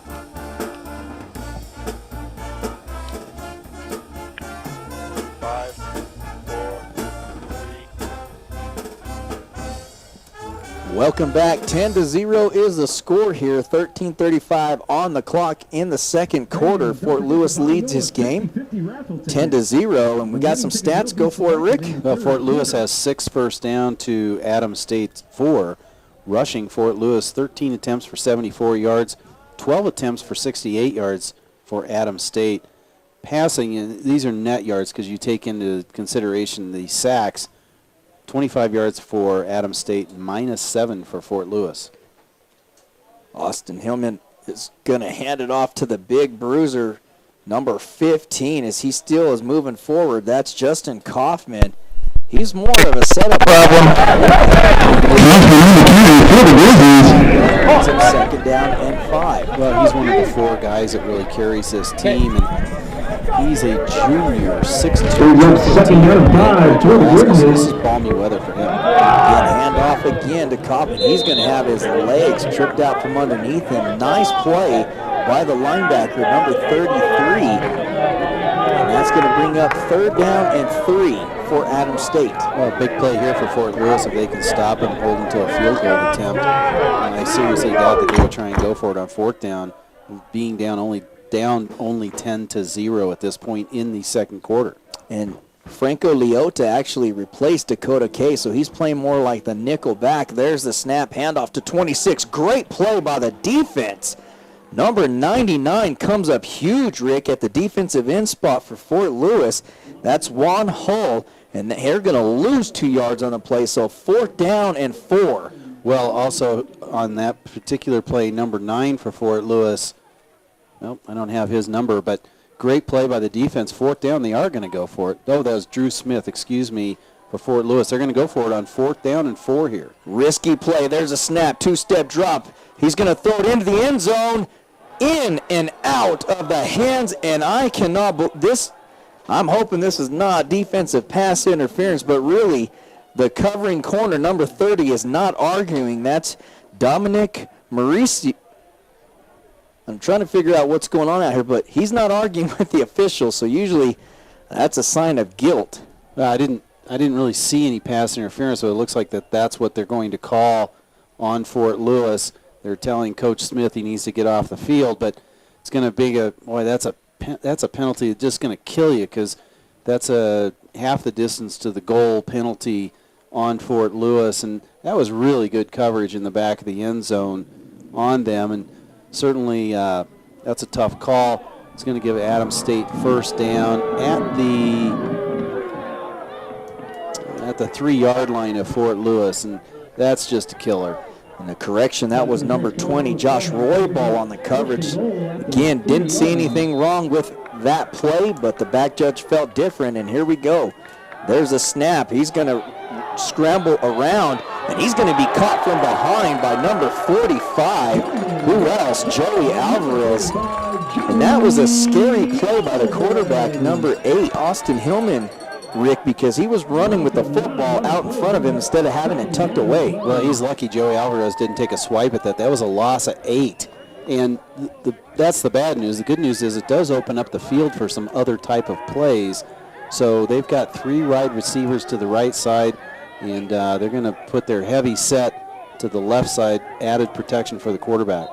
That should be a false start as the entire left side of the offensive line took off before the ball was snapped. And checking in the game at the quarterback position is number 2, Justin Judah. He's a running back / quarterback. Now he's going to check out of the game. Checking back into the game is number 8, Austin Hillman. So what was second down and goal from the 12-yard line is going to be second down and goal from the 18. Well, they started out at the 3-yard line, so they've dropped back 15 yards since the first play, and we'll see what Fort Lewis can do if they can bring a stop here on second down. Hillman, 2-step drop, throws it out, too far out of the reach of the intended receiver. That's number 17, Taylor Schmidt. And it was about 2 yards too far for him, so that brings up third down and goal, third down and long for Adams State. Well, and that was just a play out to the flat, and there was no way, even if he completed it, that he was going to pick up any significant yardage. So at this point, Fort Lewis is hoping to hold them to a field goal, nothing behind them, nothing over their head, into the end zone. We've got third down on the 17-yard line. Rolling out is Hillman looking into the end zone. He's going to be pressured. He throws it up, and that's completed. But again, not a ton of significant yardage on the play, 7 yards. So it's going to bring up fourth down and goal from the 10-yard line. And we'll see if they'll bring in the field goal unit. And it certainly looks like they're doing just that. 10-0 is your score. Second quarter with 11 minutes on the clock. Well, after the fake punt, I mean, that was the best that Fort Lewis could have hoped for. And the big penalty is to try and hold him to a field goal attempt. This is going to be about a 27-yard field goal attempt from the right hash for Adams State. Here's Logan Beck, the place kicker. He nods that he's ready. There's a snap, the hold, the kick is up. It's got enough distance. No good as it was wide right. We'll have first down and 10 for Fort Lewis. We'll be right back on Sports Stop 930 AM ESPN Radio for the Four Corners in Durango. 30 seconds. All right, buddy, and we're on Durango Motor Company, right? How's it going, Ed? Yes.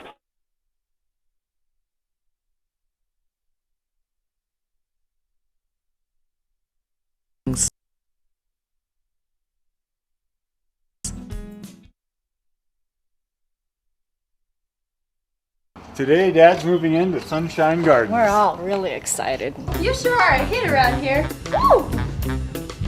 And once he's settled in, I'm sure he'll come out of his shell.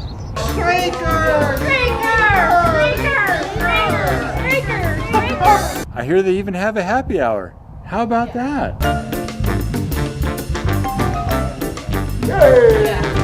Oh, I think he's gonna like it here just fine. You know, honey, I think you're right.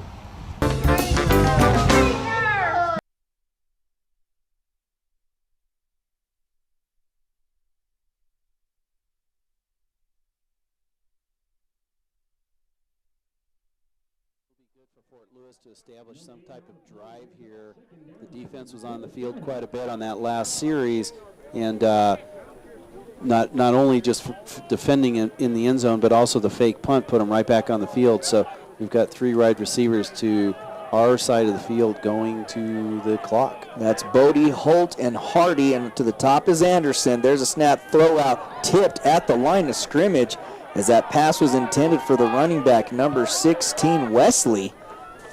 Incomplete, so it brings up third down and long, third down and 10 for Fort Lewis. You see a lot more players doing that. If they can't get to the quarterback, they know they're not going to sack them. Once they see the quarterback cock his arms, they put their hands up, and you see a lot more block passes than you used to. And again, Adams State staying with this three-man front is providing Jordan Doyle with quite a bit of time to hit the wide receivers downfield. Empty backfield, only Doyle there. He's going to roll out looking for somebody to get open. He throws a bullet completed to number 16, his running back, DeJuan Wesley, and great job for him to hold on to that, Rick, because that ball was smoked.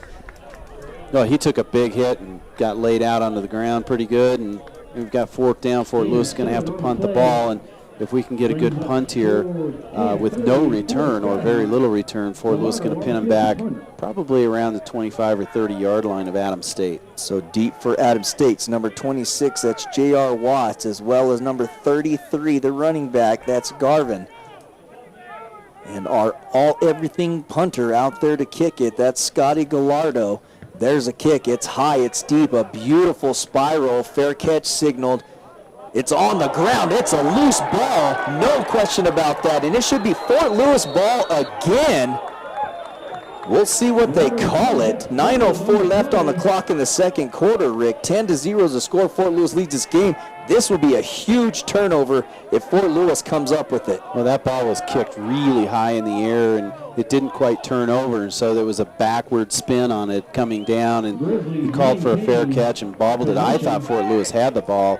That would have been number 26 for Fort Lewis, B.J. Newman, but unfortunately Adams State fell on it, and we've got them at the 26-yard line of Adams State.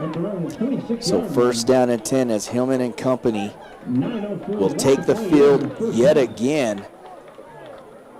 They had a nice drive on their last possession, and it stalled out with a field goal attempt. I believe you called it from about 21 yards deep. It was no good, so Hillman looking to get something going again. There's a snap, handoff to the big running back, Kaufman. His feet stumbled underneath him as soon as he got the ball, and what a great job that was by the defense, and number 87 getting into the backfield. That's going to be a loss of 4, second down and 14. Well, that's a player that we haven't called this year, number 87, David Sweet. He's a redshirt freshman. Excuse me, a freshman from Roswell, New Mexico.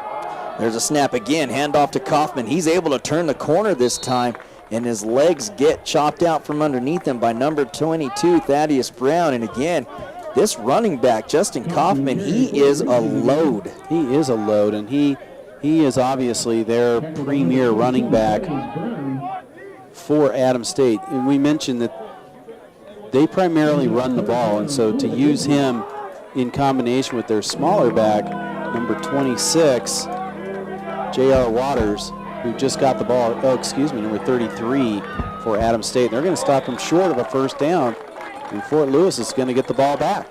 Nice pursuit by number 45, Joey Alvarez, Rick, as he got down the line of scrimmage out there to the running back, and Garvin, he made Garvin cut back. And again, that's what you always like to hear as coaches, is make your players cut it back, because that's where all your troops are coming from. We have an injured player on the field, so we're going to take a quick timeout and come back. It's going to be fourth down, and Adams State's going to punt on Sports Stop 9:30 a.m. ESPN Radio for the Four Corners in Durango. 30 seconds.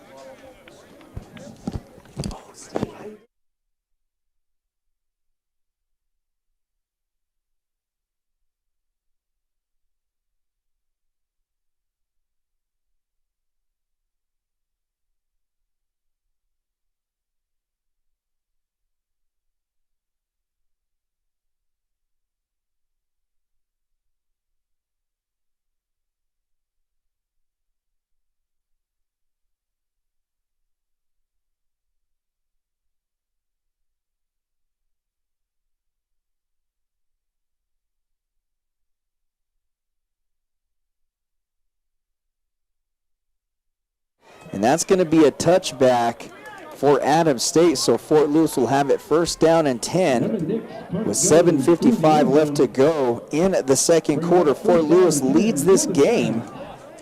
We'd like to remind you to stick with us here after halftime begins, as you're going to hear a player interview with Rick O'Block. He's interviewing number 22, defensive cornerback Thaddeus Brown. He's a senior, 6 foot, 190 pounds. We also have a special guest with us today, Rick. for our halftime interview, and we'll get to that here in just a minute as Jordan Doyle and his offense take the field. He's going to call for Anderson to go into motion, handoff to Wesley, and he's going to push forward for a gain of 2, so it brings up 2nd down and 8. 2nd down and 8 for Fort Lewis, and this would be a good drive. 7:43 left in the second quarter. See if we can get another score on the some more points on the scoreboard here for Fort Lewis. We've got a little bit of a timeout, officials timeout. It's going to be about 2nd and 7 for Fort Lewis from the 24-yard line, heading north to south here on just a beautiful day at Ray Dennison Field. So our halftime interview will be with Steve Stovall. He's our faculty athletics representative here at Fort Lewis College. There's a snap. Doyle looking to the near side here of the field, throws it up, intended again for number 80. That's Doyle Bodie, and we've seen that play, Rick, now about 6 times today, and it's only worked once. Well, he's been off the mark a little bit, and again, if he can get his accuracy going, he's got some open receivers. It's not that his receivers aren't open to catch the ball. He's just a little bit off the mark. We've got number 3 for Fort Lewis, Amory Duncan, in the backfield replacing DeJuan Wesley on this 3rd down and 7. Bodie and Holt and twins to the near side of the field. Number 4, Anderson, to the far side. There's a snap. Doyle's going to roll out. He throws it up, and again, it is too high, out of the reach of the intended receiver, number 80, Bodie, and that'll bring up 4th down, and Fort Lewis will have to punt. Well, he rolled out to, he's a left-handed quarterback, for those of you who have not heard that before. He's a left-handed quarterback, and he's rolling out to his right. So to throw the ball, he literally has to throw it across his body, and that's a tough throw for anybody to throw across their body, and that ball was just off the mark. We're going to have to punt again to Adams State, and hopefully we'll get the same results. So deep for Adams State is number 26, that's J.R. Waters, and number 33, that's Garvin. It's high, fair catch called. That's going to be a tough catch to make. And Fort Lewis is saying that hit one of the Adams State's players. I'm not too sure about that, but we'll take a quick break. We'll be right back on Sports Stop, 9:30 a.m. ESPN Radio for the Four Corners in Durango. How you doing? Good to see you. I still do. Goes out of bounds.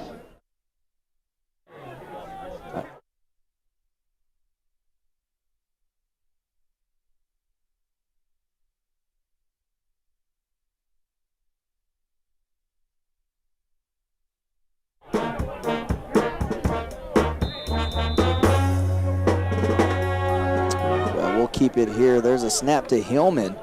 So he steps up into the pocket. He throws it out, completed to the taller receiver, number 19 for Adams State. That's Drew Edwards, and that's going to pick up 6.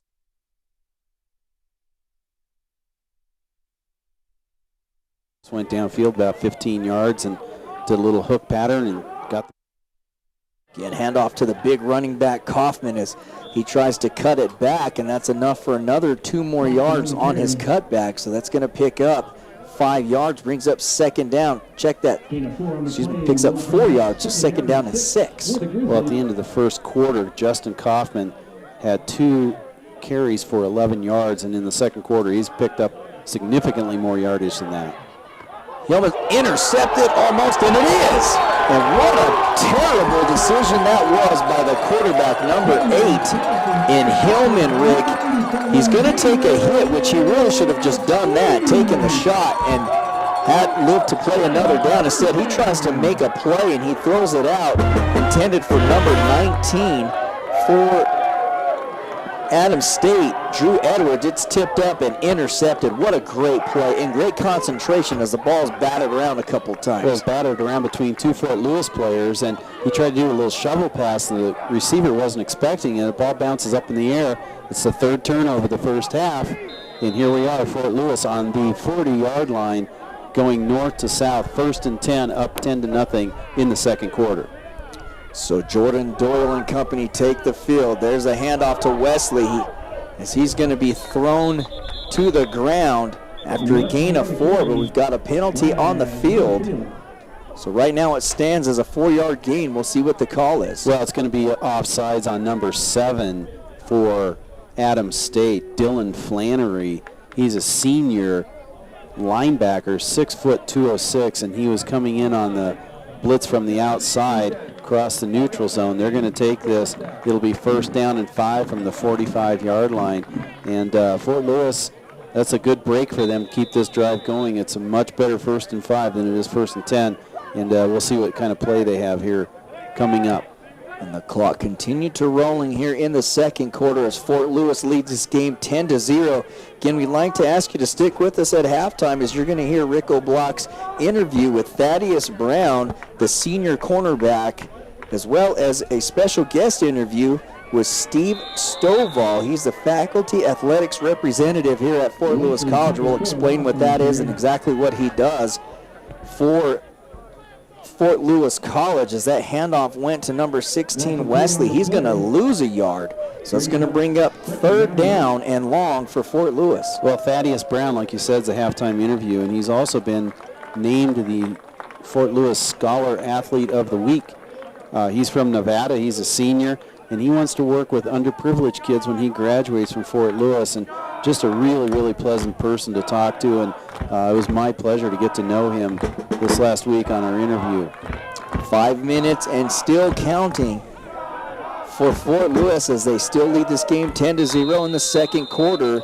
And we're going to have a penalty. I think it was a delay of game against Fort Lewis, and sure enough, it was just that as Jordan Doyle was not able to get the snap off fast enough, and John L. Smith is pretty upset about it, having a quick conversation from the sideline to his quarterback. Well, we're going from a 1st down and 5 to a 2nd down and 12. Not the right direction that you want to go to. They're going to take out Drew Berryhill, bring in Jordan Van Vliet.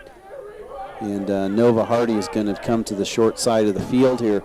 We'll see what they dial up here on 2nd down and 12. So twins to the top, that's Bodie and Holt.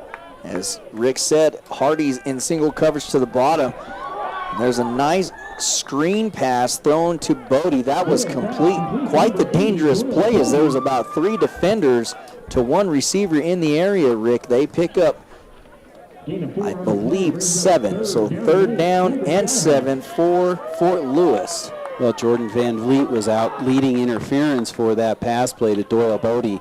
Didn't pick up that much. We've got 3rd down, about 7 yards to go on the 43-yard line of Fort Lewis. 4:03 left in the first half, and if nothing else, they'd like to be able to maintain possession to run out the clock before the half ends. There's a snap as Doyle's looking downfield. He throws it across the field. The pass was intended for number 4, Maurice Anderson. Great coverage on Anderson as Doyle just throws that ball away, and that's going to bring up 4th down and long. So out comes the punt team, and deep for the Adams State University to receive is number 26, J.R. Waters, and number 33, Dabari Garvin. Well, Waters is their leading special teams player, and I believe he's got all the all-purpose yards on this team, and so you want to try and keep it away from him if possible. There's a snap. The kick is off. It's high. It's a spiral. He calls for a fair catch for number 26. We're going to have 1st down and 10 for Adams State. We'll be right back here on Sports Stop 930 AM ESPN Radio for the Four Corners in Durango.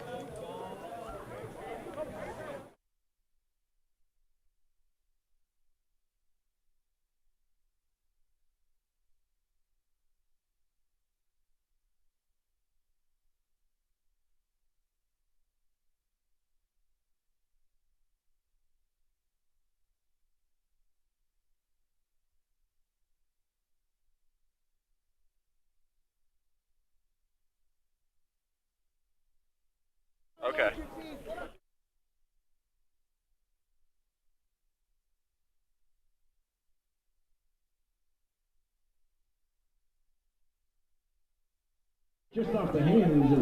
Welcome back. There's a snap to Hillman. He's got an open receiver downfield. That was intended for number 17 and Taylor Schmidt, Rick, and he throws it too high and too far. That was dangerous because he could have been off to the house if he catches that pass. Well, it was right down the seam, and fortunately he overthrew that, and Fort Lewis has held him to a short gain on second down here. It's going to be third down, about 7 yards to go. So the defense hanging tough for Fort Lewis. 3 minutes on the clock. They still lead this game 10-0 over Adams State. Adams State 6-2 on the season. Fort Lewis 3-6. Excuse me, 3-5. There's the snap. Two-step drop, stepping up in the pocket is Hillman, almost intercepted as the pass was intended for number 43. First time he's gotten in the game is the tight end Brady Connor. And that was almost picked off, Rick. They're going to have to punt and deep to return the kick for Fort Lewis. It's number 2, Jamal Campbell, and number 22, Thaddeus Brown. Well, they're two of the stars of the team back there on punt coverage, and great athletes, both of them. And hopefully this will give us some good field position. The wind is at the back of Adams State, and last time he kicked a 64-yard punt. We'll see what he can do this time. The punt's off. It's a beauty. It's deep. It's going to Campbell. He catches it at the 30, crosses the 35, the 40, trying to cut back. He's going to be stopped right there short, and then coming in is a penalty from about 20 yards deep. That's never a good sign on the return. Usually always goes against the return team. Let's take a quick break. We'll be right back here on Sports Stop 930 AM ESPN Radio for the Four Corners in Durango. Okay, 30 seconds. That's Thanks for it. doing that, guys. You bet. A face mask. You will see that all of these RMAC officials are some crazy calls. You should have been with us last week. Oh, that was a horrible call. Personal foul. Number 35. You better get off the field, though.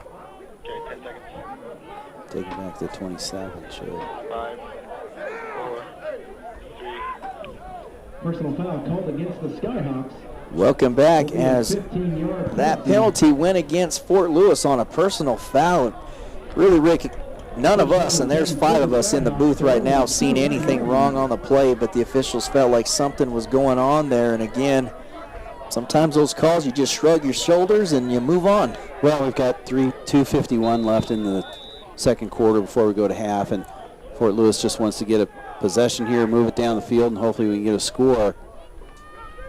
There's a snap. Doyle's going to roll out. He's looking to go downfield. He's got Van Vliet open, and again he throws it behind the intended receiver. Van Vliet has to stop and turn around to try to make a play, and he almost does just that, Rick. The ball went right through his hands, incomplete. Second down and 10. Well, it was a tough play to make for Van Vliet. I think if Jordan Doyle would have tucked the ball, he probably could have picked up some significant yardage uphill. He elected to throw it, so now we've got second down and 10, 2:18 left in the second quarter. We have a stop here of play. So they're looking at the clock. I'm wondering if they're going to ask for more time on the clock here. And with Fort Lewis, they've got those 2 scores, Rick, and really haven't been able to do anything else since then in the first quarter. They have not. So they're going to add a little bit more time on the play clock here. Going to put it back to 2:25 here in the second quarter. Fort Lewis has got the ball. Second down and 10 from the 27-yard line, up 10-0 here in the second period. 3 receivers to the far side of the field. There's a snap, handoff, fake handoff, and Doyle's going to keep it himself. He's going to try to make one cutback, and he does just that. He dives for the first down marker, but I don't think he got there, Rick. He might be about a half yard short. Well, they're marking the ball, and the head linesman looked like they're going to wave it as a first down. And that was a great read by him, because this whole option system that they run with, it all depends on what the defensive end, or in this particular case, the linebacker does. He crashes to the middle. He recognized that, ran for 10 yards, first down for Fort Lewis. Under 2 minutes to go. Doyle's going to fake the handoff to Wesley. He's going to keep it himself and try to turn the corner. He's not able to do that, but he's going to gain 4 yards, so it brings up second down at 6. And really, Rick, Fort Lewis needs to get the ball, would you say, around the 25-yard line, because their field goal kicker's good from at least 40 to 45. Well, that would be about right. That'd be about the maximum of his distance, and there's a little bit of a breeze in his face, so hopefully we can move the ball down the field. We've got second down about 7 from the 43-yard line of Fort Lewis.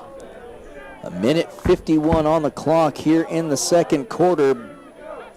Doyle Bodie goes into motion. Handoff to Anderson. He's able to turn the corner. Nice cutback. And he's going to gain some significant yards. He's going to pick up 12 and a first down. And they cross the 50-yard line across the 45. They're going to mark the ball right at the 43-yard line. Well, that was a great play by Amory Duncan, and he went up into the middle of the line, and then he came around, busted to the outside for a big pickup, and Fort Lewis got first down here. Doyle with the snap, handoff to Wesley as he moves forward. He's got his legs just pushing forward. You see his legs always working as he's able to push the pile forward for a gain of 5, brings up second down and 5. 1:20 left in the second period, and they've got all their timeouts, I believe, so we'll see how they do with clock management here. They want to get at least a field goal out of this particular drive. Doyle calls for Bodie to go in motion. There's a snap, handoff to Wesley as he's going to be hit right at the line of scrimmage. His legs cut out from underneath him, but with that, he dives forward for a 1-yard gain, so that brings up third down and 4. And Fort Lewis calls a timeout, Rick, trying to get really into the end zone, but if anything else, at least in field goal range. Well, at least in field goal range. You said that about, well, they can get down to the 25-yard line. That'll be about a 42-yard attempt, and that's about the max that he's going to hit today, especially with a little bit of a breeze. But we'll see what they do here on third down, and if they don't make it, what they're going to do on fourth down. Would they go ahead and try and run another play and pick up a first down, which would stop the clock at least temporarily till the ball's ready for play, or would they go ahead and punt that? I don't think they're going to try a 50-yard field goal, especially into the wind. So this is a big play for Fort Lewis. We'll see what happens here. Now on injury report number 9, he's a linebacker for Fort Lewis on the defensive side of the ball. That's Drew Smith. It does not look like he's going to be coming back into the game, Rick, as you see him down here on the medical table with his knee wrapped up. And another injury that occurred 2 games ago, and he still has not made it back, is the offensive lineman in number 73, Arthur Ray Jr., hurt his knee, and he has not been back for, I believe this is going to be his 3rd game now. Yeah, it will be his 3rd game. The coach did mention that during the interview this week, that you'll hear at halftime. Or you heard that at pregame, excuse me. And that's a big loss for Fort Lewis because Arthur Ray Jr. is around a 300-pound lineman, left tackle, which is very important player for Fort Lewis and for all football teams. And what a solid job his replacement, really, Rick, has done for the offensive side of the ball on the tackle. That is not an easy job to do, is to protect your quarterback there at the tackle position. There's a snap. Doyle's going to take a sack. That's one of the things he could not afford to do. And really, he didn't have a chance as he's going back into his drop back, Rick, and he plants his foot, and then he gets hit immediately. Well, number 66 for Fort Lewis, it looks like he's a little bit shaken up also. That's the right guard, Kenny Shinley. He's a redshirt freshman. Fort Lewis just content letting this run out. Looks like there's timeout on the field, and then they'll punt this away. We'll be able to pin them back pretty deep in their territory, and with 42 seconds left in the second quarter, 10-0, Fort Lewis ahead. We're in a good position here. We weren't able to get anything out of that last drive, but at least we'll pin them back, and it's going to be tough for them to get anything going here before halftime to score any points. 10-0 lead here with Adams State again. We stated or talked about this in our pregame that Adams State comes in 6-2, but really, Rick, that's kind of I mean, we don't want to show any kind of disrespect in stating that it's a Phantoms record, but really, they haven't played any solidly tough teams. They've won the games they should win, and well, they've got their big ones coming up. I mean, they've played Chadron State and they've played CSU Pueblo, but they still have to play Mines and Mesa University. There's a punt. It's high. Fair catch called. It's going to bounce around the 20, and then it's going to roll past the 15. Looks like it's going to be touched dead at the 12-yard line. So first down and 10 from the 12 with 31 seconds left here in the second quarter. Again, we'd like to ask you to stick with us as you're going to hear an interview with Rico Block and our player of the week, number 22, Thaddeus Brown. He's the senior cornerback, 6 foot 190. We also have our special guest with us, Steve Stovall. He's the faculty athletics representative here at Fort Lewis College, and we'll explain that and what that's all about. So as soon as we end the quarter here, we'll go to break, and when we come back, you'll hear my interview with Steve Stovall. There's a pass across the middle, huge hit, but he holds on to the football, and that was completed to number 1, Macklem. He took a big shot, and the coach is trying to get on the field to call a timeout as the clock continues to roll down, and the head linesman, Rick, did not hear him or see him. Isn't that something you want to make sure you're aware of as an official on the field as the time goes down, to make sure you're looking at the coach, or at least ask him, hey, after this play, do you want a timeout? Well, I mean, that's certainly something you do, but during the play, as an official, you're focused on, first of all, the play, what happens on the play, and then second, you have to do dead ball management, and that just means that you're making sure that there's no extracurricular activity.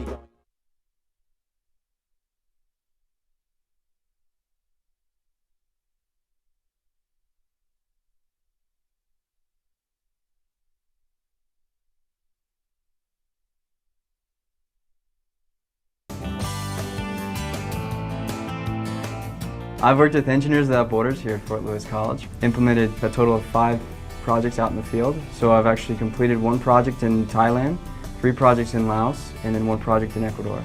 And you learn about the stuff in the classroom. It's theoretical, and you actually go out and see a working water system after you've actually completed it and built it. That's absolutely rewarding, and practicality is just unlimited. Dr. Lori Williams and Dr. Don May, they're the ones who really have run Engineers Without Borders for all these years, and they've been a huge help. They've really been mentoring me in water system design and sustainability. I was looking online really for a job that kind of required you to be outdoors. I wasn't looking for a job that I would be stuck in a cubicle. With all my experience with Engineers Without Borders, I've done a lot of work outside and outdoors.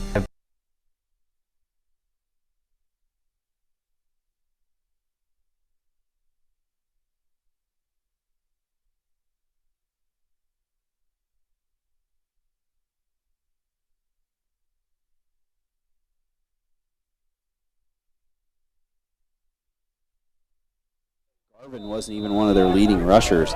He's gotten quite a bit of playing time today, and he's actually shown that he's a pretty versatile type player. We've got the end of the quarter, and that's going to be the end of halftime. Fort Lewis goes into the locker room with a 10-0 lead, and the officials are discussing, I'm not sure if they were discussing the clock, but they're saying that the clock ran out of time. So nonetheless, we're going to take a quick 2-minute break, and when we come back, we'll have our interview with our special guest, Steve Stovall. Be right back here on Sports Talk 930 AM ESPN Radio for the Four Corners in Durango.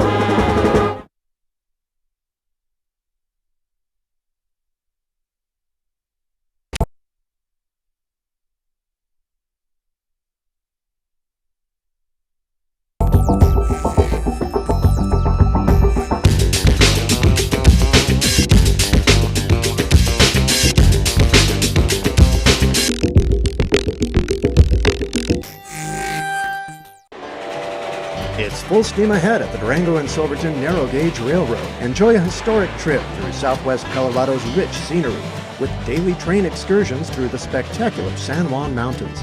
See the world-famous 400-foot drop at the High Line. Relax as you chug along the Upper Animas River and spend an afternoon in the historic mining town of Silverton. Stop by the depot or call 247-2733. Get more information on our website at durangotrain.com.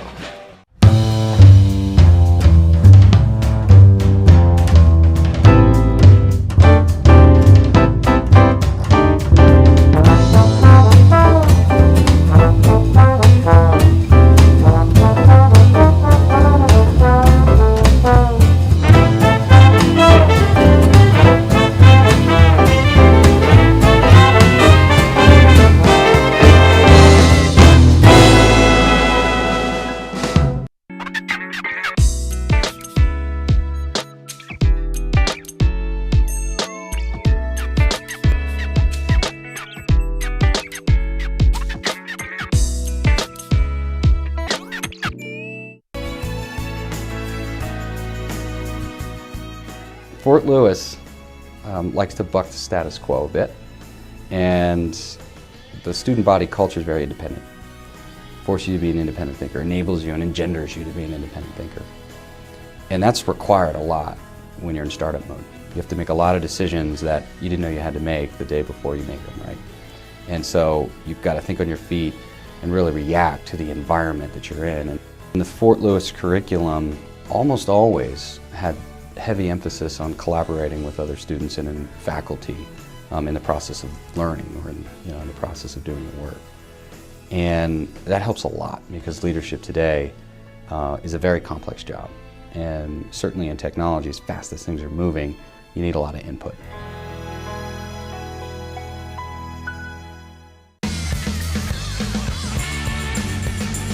We have an amazing team spirit over here. Fort Lewis cycling, it's a tradition. And everybody who attends Fort Lewis and attends the cycling team knows it has a lot of culture and tradition behind it. I think it's the biggest collegiate cycling team in the US. There are a lot of good riders in the college and also in the town. The Fort Lewis cycling team competes in trek, cyclocross, mountain bike, and road. My passion is in mountain bike for sure. I love being part of the nature, and I feel like it's more dynamic. You have to be focused all the time. Fort Lewis sits in Durango, Colorado, and Colorado already says the word that it's one of the best places for mountain biking. We're sitting at 6,500 feet, which is perfect for endurance athletes, such as cycling. Yeah, as you can see, we're just sitting in the middle of the mountains over here. Joining the Fort Lewis cycling team is as easy as just attending the college. I mean, basically, everyone who rides a bike can attend the cycling team. Cycling to Fort Lewis College means a long tradition of being the top of the collegiate cycling in the US and having a lot of fun doing that.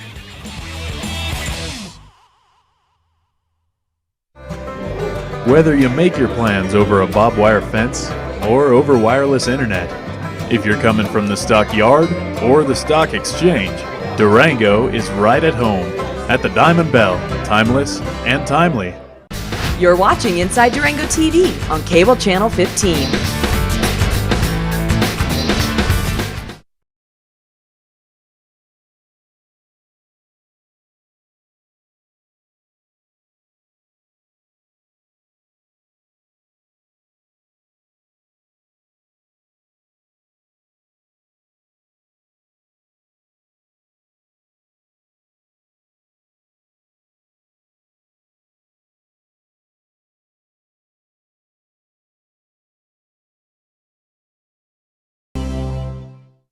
Meet Dan. He owned a dog biscuit company, but Dan wanted more, so Fast Signs created a plan to raise Dan's business visibility. Now Dan has more sales, more stores, more of the good life. And more is what Fast Signs delivers. More than fast, more than signs.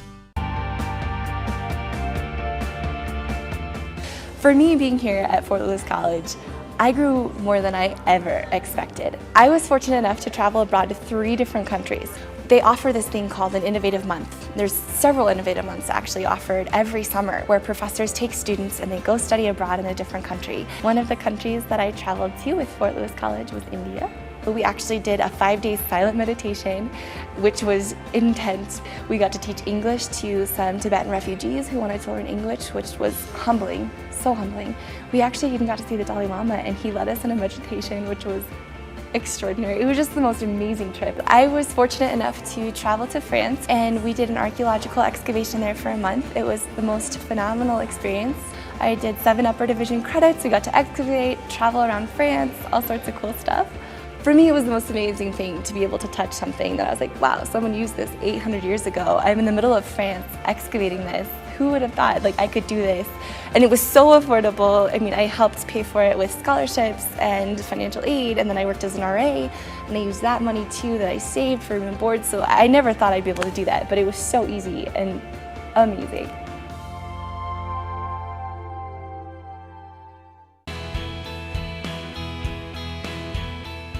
So why did I leave a research university to come to Fort Lewis?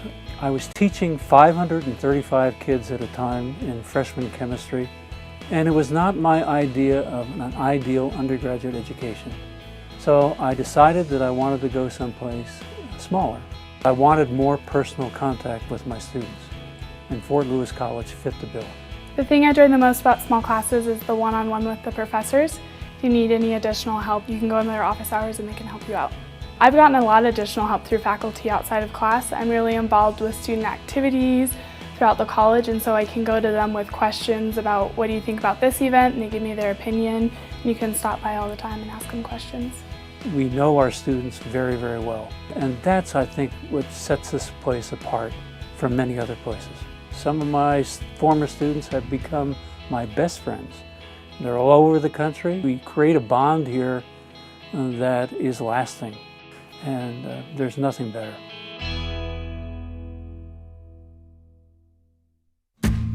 Inside Durango TV is a founding member of Local First.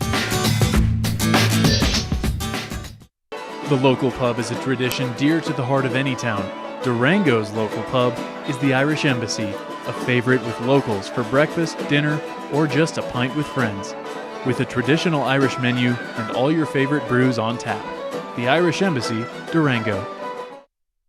For natural and organic vitamins and supplements and health and beauty products, there's no better place than Nature's Oasis. We offer an experienced staff, nutrition and supplement education, and exclusive products. Nature's Oasis, home to the largest selections of vitamins and supplements in the Four Corners region. Hi, I'm Dr. Richard Fulton, Director of Teacher Education at Fort Lewis College, and I'm here to tell you about our Teacher Leadership Graduate Program, which will offer both a master's degree and a professional certificate. As you know, we need strong teacher leadership in the Four Corners to sustain important, meaningful reforms that are going to make a difference in our culturally diverse area. Why should you choose Fort Lewis College for your graduate studies in education? Because it is the most personalized program in this region. We have relevant coursework that'll have an experiential component that'll allow you to research important issues in your own classrooms, your own schools, and your own communities. Having faculty at Fort Lewis College be your primary instructors is a great benefit. All of our faculty are involved in the schools on a regular basis. They know their content and they're willing to share all of this information and strategies to produce better schools in every single course. Our specialized hybrid course format is perfect for full-time working educators. Our courses are specifically designed to meet in person in the evenings when we can share ideas as professionals to professionals, supplemented with online assignments that will be both individual assignments and group assignments that you will be able to bring back to our face-to-face meetings as a way to just build on the knowledge and skills that you'll be developing in this program. So, if you want to make a difference in your classroom, school, and community as a teacher leader, contact us at Fort Lewis College in the Teacher Education Department.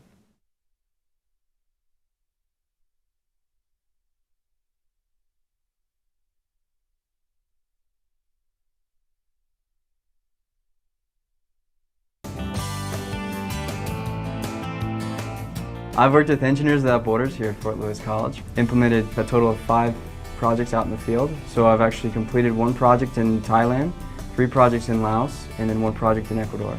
When you learn about the stuff in the classroom, it's theoretical, and you actually go out and see a working water system after you've actually completed it and built it. That's absolutely rewarding, and practicality is just unlimited. Dr. Lori Williams and Dr. Don May, they're the ones who really have run Engineers Without Borders for all these years, and they've been a huge help. They've really been mentoring me in water system design and sustainability. I was looking online really for a job that kind of required you to be outdoors. I wasn't looking for a job that I would be stuck in a cubicle. With all my experience with Engineers Without Borders, I've done a lot of work outside and outdoors. I applied for field engineer with Baker Hughes, and I got the job.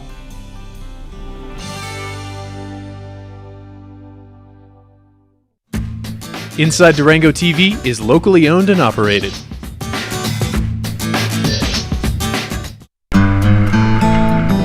Visit the scenic town of Silverton and take a Jeep tour through the heart of the majestic San Juan Mountains with San Juan Backcountry Tours. Visitors can get behind the wheel and explore the mountain roads on their own, or sit back on guided tours that take you through the rich history of the area, including the ghost town Animas Forks. You can rent a Jeep, ATV, dirt bike, or we can take you on a guided tour in one of our open-top Suburbans. Enjoy the spectacular scenery from 9,000 feet all the way to 13,000 feet in elevation. The San Juans have many scenic routes and four-wheel drive passes to explore, and our experienced staff can provide maps and suggest the best routes to get you where you want to go. We guarantee you a fun and memorable experience. Come explore the historic sights and beautiful scenery of the San Juan Mountains at San Juan Backcountry Tours. The Sporting News Grill at the new Holiday Inn and Suites of Durango is now open for breakfast, lunch, and dinner. Featuring a full-service restaurant and bar with 11 HD TVs, it's a great venue for family and sports fanatics alike. The Sporting News Grill. Stop in and let us show you our game face. Inside Durango TV is locally produced by Fast Forward Media. It's time for rejuvenation with luxurious healing waters, breathtaking views, and lavish spa treatments at the Springs Resort and Spa in Pagosa Springs. Stay at the new EcoLux Hotel and enjoy 24-hour access to our 23 unique pools by the river. Indoors, relax in the hotel and enjoy therapeutic services at the spa. It's time for rejuvenation at the Springs Resort and Spa in Pagosa Springs. A lot of the activities that are available for Fort Lewis students, there's unlimited hiking, skiing, mountain biking, pretty much anything you can associate with the outdoors, we have it here. So not only do they have everything here, but it's an amazing place for the Four Corners because you're just outside of that desert landscape to where, it cools off a little bit in the mountains. So, your long backpack trips up in the high country are perfect, and yet you can still get away in the winter and spring and get out into the desert where it's a little bit warmer. A huge thing that's played a part in my school here, as well as a lot of my friends, is the Outdoor Pursuits, where you can, pay a once yearly fee and you can rent anything that they have anytime. I love Durango. I've always loved Durango because there's so much to do in this small town, and it's really, really great because you just get to learn about people and meet so many different people. Every person that I've met in Durango has been very, very nice. They're very friendly, outgoing, upbeat, relaxed. There's not a lot of stress here, and it's really relaxing. It's a relaxing vibe, and it's great if you're going to school because schools can be stressful, and the community kind of brings you and centers you back to a normal, just level-headed life.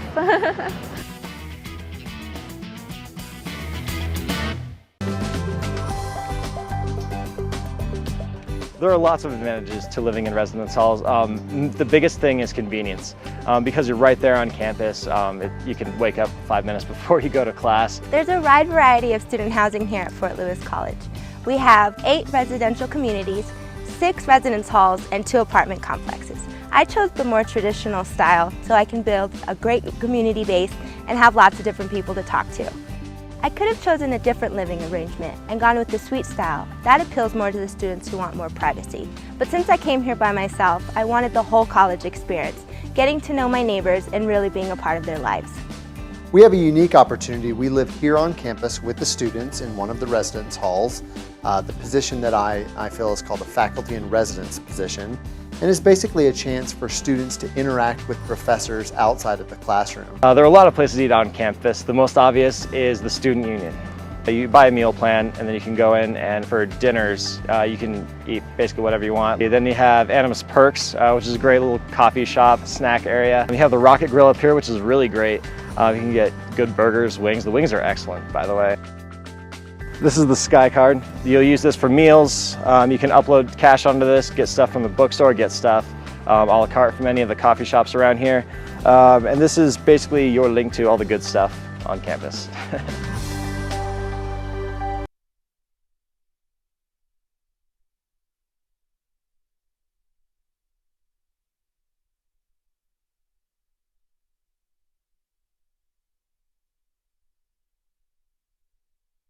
Hello, I'm Damian Clark, the head coach of Fort Lewis Women's Soccer, and you are watching IDTV Sports. Meet Dan and his dog Bongo. They started their own dog biscuit company, but Dan wanted more. So Dan worked with Fast Signs. They created a plan to attract more customers, get more business, wag more tails. Still, Dan wanted more, and Fast Signs provided more. Fast Signs help with digital displays, mobile marketing, merchandising, fleet graphics, and more. Now Dan has more sales, more locations, more of the good life. And more is exactly what Fast Signs delivers. More than fast, more than signs, more than 530 locations worldwide. Like Inside Durango TV on Facebook and follow us on Twitter.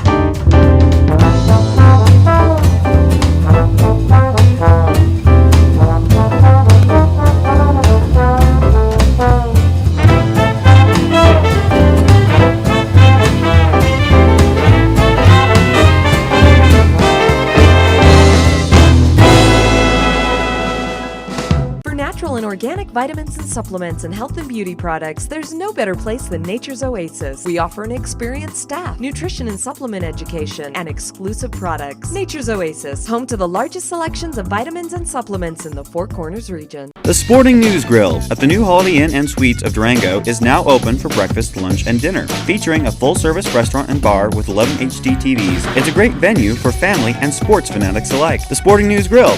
Stop in and let us show you our game face. Meet Dan and his dog Bongo. They started their own dog biscuit company, but Dan wanted more. So Dan worked with Fast Signs. They created a plan to attract more customers, get more business, wag more tails. Still, Dan wanted more, and Fast Signs provided more. Fast Signs help with digital displays, mobile marketing, merchandising, fleet graphics, and more. Now Dan has more sales, more locations, more of the good life. And more is exactly what Fast Signs delivers. More than fast, more than signs, more than 530 locations worldwide.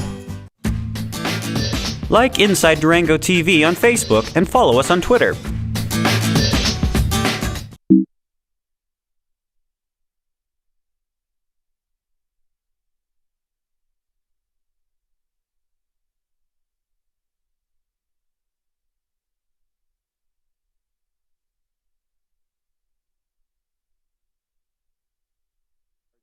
John Reed, 1 rush for 15 yards.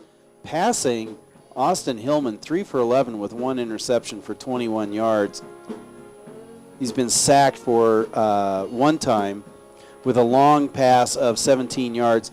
And then for them, Cody Davis, 2 for 5 for 24 yards. For Fort Lewis, DeJuan Wesley, 8 carries, 48 yards, 5.4 yard average. Jordan Doyle has rushed the ball for 11 times, 51 yards. That doesn't seem right to me since he's a receiver. Obviously a mistake on the stats here. Amory Duncan, however, four rushes for 29 yards, 7.2 yards per carry. And let's go back to what we were talking about at the beginning of the game before it started and the keys. First one was stopping the run and holding them to 104 yards, which is well below their average for the year. That's a success. Second thing is creating turnovers, and they've done that. I mean, we've scored. Our 2 scores are off of their turnovers, and we've done a good job today leading in that category. And the third one was passing the ball, and it's been inconsistent, and the stats don't really reflect it. There's been, when they do stats, they do it on a net basis, which means they take the gross yards less the sack yardage, and that's the net.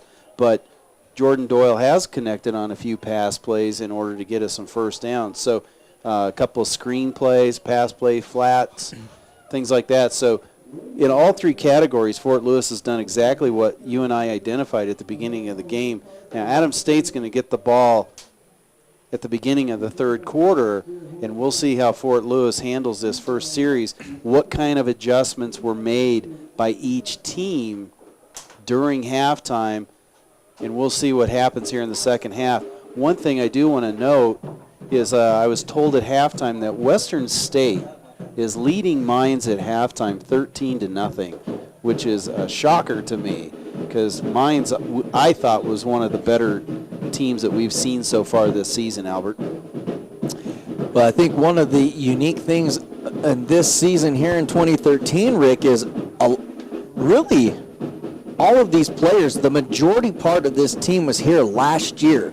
And with the culture change that John L. Smith has brought in here, Coach Riffalato with his defense, which we expected them to always be tough, they're winning ball games and converting turnovers into points, which they could not do last year. Well, I mean, their offense was just incredibly stagnant last year, and this year they run a variety of plays. They run the pistol offense. They do a lot of options, and the diversity in calls is much better this year than last year. There's a kick. It's going to be deep into the end zone. He's going to return this out as number 33, Garvin. He crosses the 10-15. That's where he's going to be brought down, and we'll be right back on Sports Stop 930 AM ESPN Radio for the Four Corners in Durango.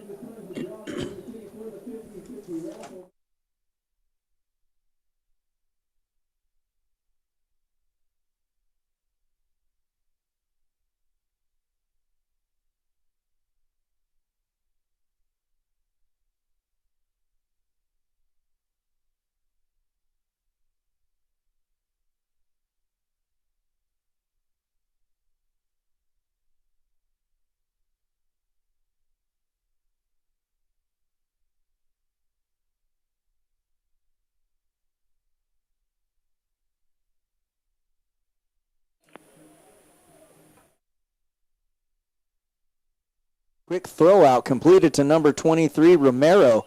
He cuts back. Nice gain of 8 yards.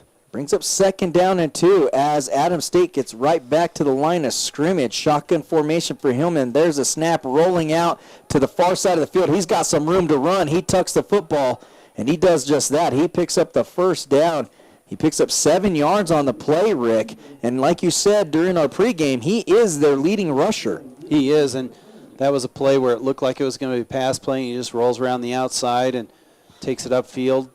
They've got the ball on the 31-yard line, so that was a good gain for them. And a good open field tackle by number 27, Kenneth Banks. He's a junior defensive back from Moreno Valley, California. Double reverse as that's given to number 9. He's still on his feet and still running.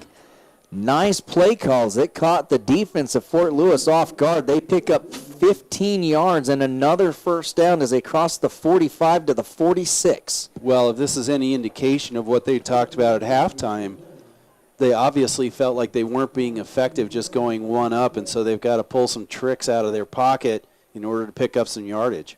There's a snap, handoff to the running back, number 36, and he's going to get stuck right about the 50. He pushes forward to the 48-yard line, so he picks up 6 yards. It's going to bring up 2nd down and 4. Sophomore running back, 5'10", 195 pounds. Nick Dirks does a good job there. 2nd down and 4 yards to go. Shotgun formation for Hillman. Again, he gets a snap, and he hands it off to number 36. His running back, as he barrels forward, not quite a 1st down. It's going to be short about a half yard. So brings up 3rd down and short for Adams State. Well, Fort Lewis is making some adjustments. They're going to beef up the middle of the line on this 3rd down and short yardage. We'll see what Adams State does here on the 45-yard line of Fort Lewis. Dirk still in the backfield. Fake handoff as Hillman keeps it. He's trying to turn the corner. He does just that. And this is going to be close, but I think where the line judge is marking the ball at, Rick, he's got a 1st down, but we'll see if they measure it because it's going to be close. I think they're going to give him the 1st down. I think the White Hats signaled the 1st down, but that play was much closer than what they had anticipated, and Fort Lewis did a good job of holding him to a very short gain. We've got 1st down and 10 on the 44-yard line of Fort Lewis as Adams State's doing a good job with this drive, moving it down the field on some trickery for them. But whatever it takes to get the ball down the field, 12:50 left in the 3rd quarter. And they've really been in hurry-up offense, Rick. Here starting in the 3rd quarter, 10-0 is the score. Fort Lewis still leads this game. Hillman gets a snap, fake handoff looking deep. He throws it across the middle of the field, and that's completed. As it sits right now, that's going to be a gain of 6, so should bring up 2nd down and 4. And again, they get right back to the line of scrimmage, trying to not give this defense a rest or to switch players in and out. Right, number 26, J.R. Waters, just came in motion and then just broke it upfield and quarterback threw them about a 4 or 5 yard pass, and it was effective whatever they ran. Now they do a little swing pass to the outside. That's completed to number 1, Denzel Malcolm. He's a junior wide receiver. He's a huge target for Hillman, Rick. 6'3", 175 pounds. He's from Florida. He's long and lean and fast. I mean, he's not a big man at all, but got great speed and great size, and good tackle in the open field there by number 12 for Fort Lewis, Terry Perkins, to stop him. It is a first down, but good tackle there. That could have been a much bigger gain for them. And Adams State having a nice drive here offensively. Handoff to the shifty running back, number 33, Garvin. As you said earlier, he didn't play a huge part on this offense up until this point in this game. He's done a fantastic job of running the football for Adams State. Well, number 15, Justin Kaufman, who is their leading runner after the quarterback, and number 33, Garvin, have been playing a lot today, and they haven't done a whole lot so far, but on this drive they've done a good job, and they've run the ball well. There's a snap fake handoff to Garvin, rolling out, throws it up, completed to number 1.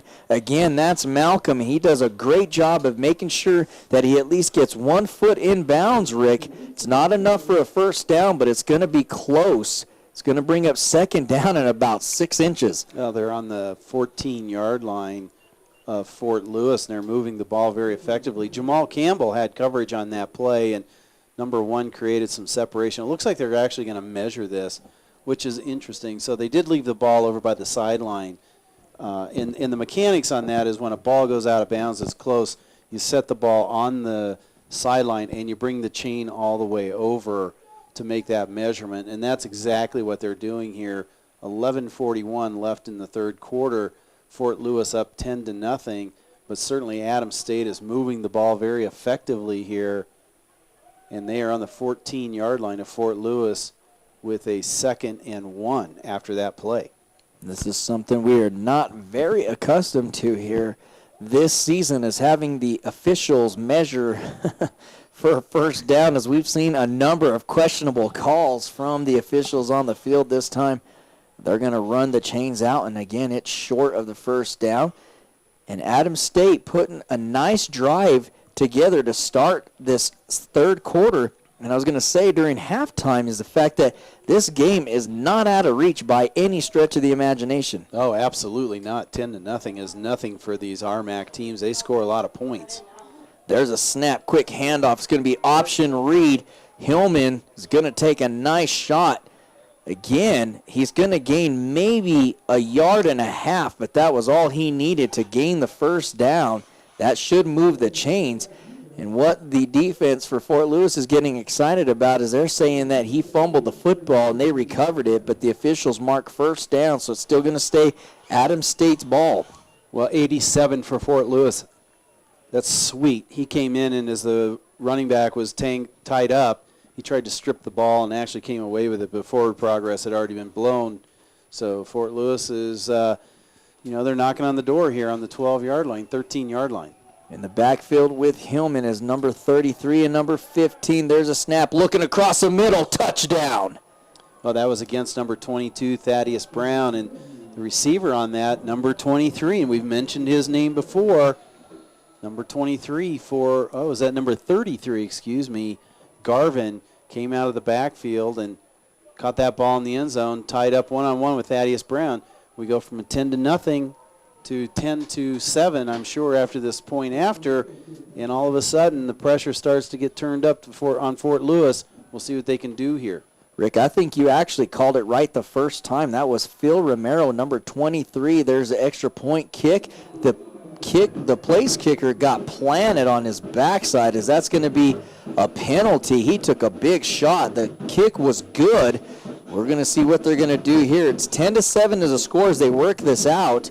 We're going to take a quick break. We'll be right back on Sports Stop 930 AM ESPN Radio for the Four Corners in Durango.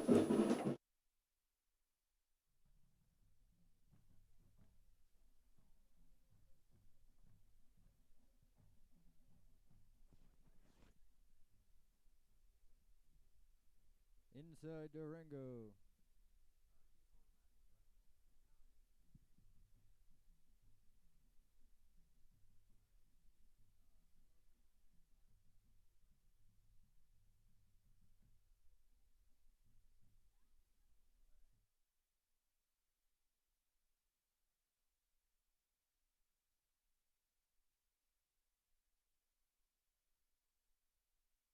Welcome back as that penalty went against Fort Lewis as they hit the kicker. They'll assess that on the kickoff. So Adams State will be kicking from the 40-yard line, Rick. This score is 10-7. Fort Lewis holds on to a 3-point lead here in the third quarter with 11:18 on the clock. Well, Jordan Van Vliet goes back for Fort Lewis, and one of the things that Coach Smith liked about Jordan was his ability to take it north and south and run up the field on these kickoffs. We'll see if he even gets a chance kicking from the 40-yard line.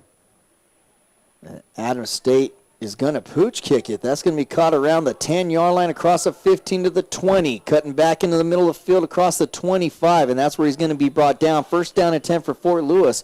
From the 26-yard line, we'll take another quick timeout and be right back on Sports Stop 9:30 a.m. ESPN Radio for the Four Corners in Durango.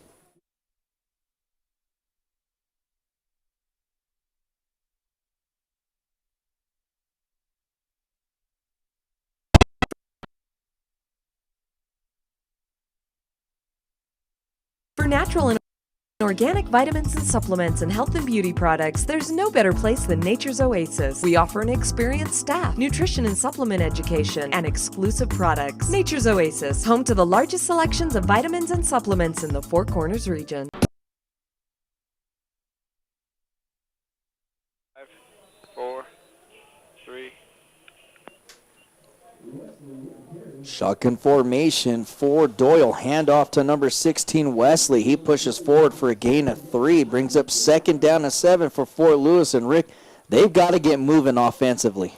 Well, they really haven't done anything since the first couple of drives when they created the turnovers. And here it is in the third quarter. And, quite frankly, they're being outplayed at this point by Adams State. They've got to put something together here and get some points on the board. Still up 10-7 in the third quarter. Doyle looking downfield, intercepted, and that was the one thing that could not happen for Fort Lewis as he threw the football to Doyle, and I agree with Doyle, Rick. He was being held all the way. That's why he could not catch the football, and the officials completely missed it, and now they're going to throw a flag. I'm not agreeing with Doyle's decision to argue with the official, but he had every right to be upset. Well, that ball was misthrown, and I didn't see the contact by Adams State, but what I do know is we're going to get 15-yard penalty on top of the interception, which is going to put the ball significantly into Fort Lewis's territory as an unsportsmanlike conduct penalty on number 80, Jordan Doyle, and Doyle Bodie. And, that's just unfortunate. You can't, as a player, you can't do that regardless of the call. If you're going to get unsportsmanlike, let the coaches do it. Don't let the players do it. And now here we are, Adams State knocking on the door at the 22-yard line of Fort Lewis after that interception and unsportsmanlike penalty. Well, now the defense's back is up against the walls. That pass is completed to number 17. He is a large target for Adams State. That is Tyler Schmidt. He's 6'2", 200 pounds, Rick. He did a good job. It's going to be second down, about 3 yards to go here, and that was just a bubble screen to the far side of the field, and had an opportunity to make an open field tackle and missed that. There's a snap, handoff to number 36, and he is a tough running back. Dirks for Adams State. He's going to pick up the first down, but going back to that no call, I mean, that pass was thrown right in front of the back judge, and he completely missed that penalty, and now the miscue from Doyle arguing with the official has put his defense in a deep hole. So we have first down and goal. First down and goal on the 10-yard line for Adams State in the third quarter. There's a snap, rollout option read, and the quarterback number 2 is going to keep it. He gets stood up, and he gets rallied with the other troops coming in. That's Justin Judah, who replaces number 8, Hillman. Well, number 56 for Fort Lewis, Derek Wetzel, did a good job on that, making the quarterback make a decision whether to pitch or keep, and he ended up keeping the ball, and Wetzel did a good job of holding him to no gain. Second down on the 8-yard line. Dirk's in the backfield. He gets the football. He goes forward, but Fort Lewis's defensive line is right there to hold him off. He's going to gain 4 yards. He pushes the line forward to the 5-yard line. So 3rd down and goal, and Rick, really this would be a win for the defense if they could keep him out of the end zone and force a field goal attempt. Well, certainly you want to keep them to a field goal and tie this game up, and that's going to take a lot of concentration and good coverage if they decide it. They've got their big running back in, Justin Kaufman, in the backfield, and the quarterback keeps the ball on this play. Read option, and he goes nowhere. And who's there to make the tackle? Number 29. That's Broderick Sargent. That brings up 4th down, and out comes the field goal unit, and that is a win for this defense, Rick. You've got to come off the field feeling pretty good on that hold.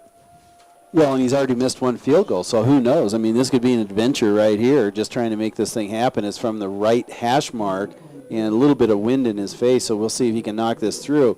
But you're right, Albert. That is a win for Fort Lewis, holding him to a field goal attempt. Logan Beck is ready. He moved forward, did not get that penalty called. That kick is up. It's good. We're tied 10-10 here at Fort Lewis. 8:02 left in the 3rd quarter, and we'll be right back here on Sports Stop 930 AM ESPN Radio for the Four Corners in Durango. All right, 30 seconds. How can you have your field goal kicker leaning forward, take a stutter step, and you still not nail him?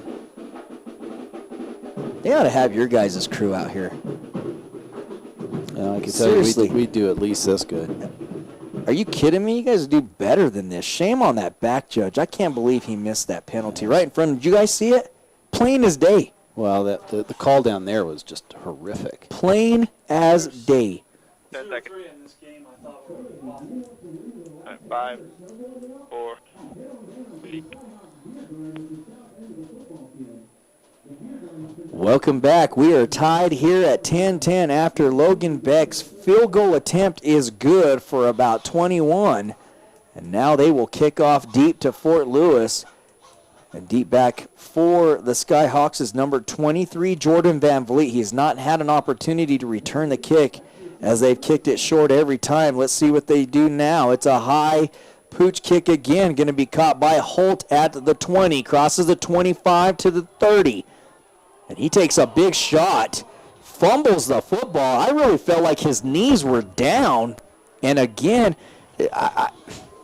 he should have been called down. I think he should have been called down. And I thought what happened was when he hit the ground, the ball hit the ground, and that's why it came up in the air. But irregardless, we've got 1st down on the 38-yard line, tied up 7:59 as in the 3rd quarter as Adams State comes back and scores 10 unanswered points off that last turnover, a field goal to tie this game up.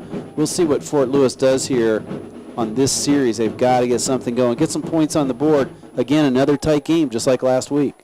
Jordan Doyle, the quarterback, in shotgun. He has got to step up on this drive. He rolls out to the far side. He's going to tuck it and run. He takes a shot and fumbles the football, and he's able to regain possession of that, Rick, but he took a big hit, and I felt like he drugged that too far wide. He needed to cut it back upfield. What a shot he took. He took a huge hit, knocked him up in the air, and knocked the ball out of his hands. He was lucky to recover that, and that would have been disastrous for Fort Lewis. But, that's something running to the wide side of the field. It looks like he's taking himself out of the game potentially. And number 11, Max Baez, will be coming in. Looks like number 13 instead for Fort Lewis comes in. And that's their 3rd-string quarterback, Trevor Bonifaci. And now Fort Lewis calls timeout. Well, I'm not sure. A little bit of confusion on the field here as to what's going on. I think the coaches are even confused. I don't know if I think he might have taken a shot, and they're giving him a concussion test right here. If you look down there on the field, Rick, he's being attended to by the staff, and they're giving him the concussion test right now, and rightfully so. I'm telling you, he took a big hit. You had to be here to see it. And stepping into the game is number 11, Max Baez. Now, we know Baez can run the football, and he's very effective running the football. The question is his accuracy on the football, on throwing the football, Rick. Well, and when he came into this kind of situation before, when the quarterback was injured, he did great. I mean, that's a game they won here at home, and he actually was RMAC Player of the Week. So, he can definitely play ball. I think the biggest knock maybe on Max is that his size is sort of inhibits him because he's not that tall. He's only, they list him as 5'11". 5'11", and that's a tough one for me to believe. But needless to say, he's in there, and he's proved that he can actually guide this team and lead them to a victory because he's done it before. Hand off to number 3. That is Duncan. He pushes the pile forward for a gain of 3, so brings up 3rd down and 7 for Fort Lewis as Doyle's still being attended to on the sideline by the staff. And yeah, Baez, I think the problem with him is, like you said, he can't see over the line of scrimmage with the taller defensive front, but he can definitely run the football. There's a snap, 3-step drop. He's got pressure. He's going to be sacked. He's going to be sacked for about a 5 or 6 yard loss, and it looks like the momentum is starting to swing towards Adams State here. It's going to be 4th down, about 13. We need to pin him back here, and fortunately, our punter, number 24, Scotty Gallardo, does such a great job, and he's got a little bit of wind at his back. Hopefully we can pin them deep. We need to make some adjustments on the defensive side of the ball because really they have dominated this second half so far with 5:52 in the third. Number 33, Garvin's deep, and number 26, Waters, and that punt's going to go to Waters. He catches it about the 18-yard line, looking for some room to run. He crosses the 20s. He picks up some key blocks, and now he's in the open field. It's left to the punter. And the punter making a saving tackle around the 50 to the 48-yard line. It's going to be 1st down and 10 for Adams State on an excellent return. And we'll be right back here on Sports Stop 930 AM ESPN Radio for the Four Corners in Durango. All right, 30 seconds. That's our last break, and Doyle is...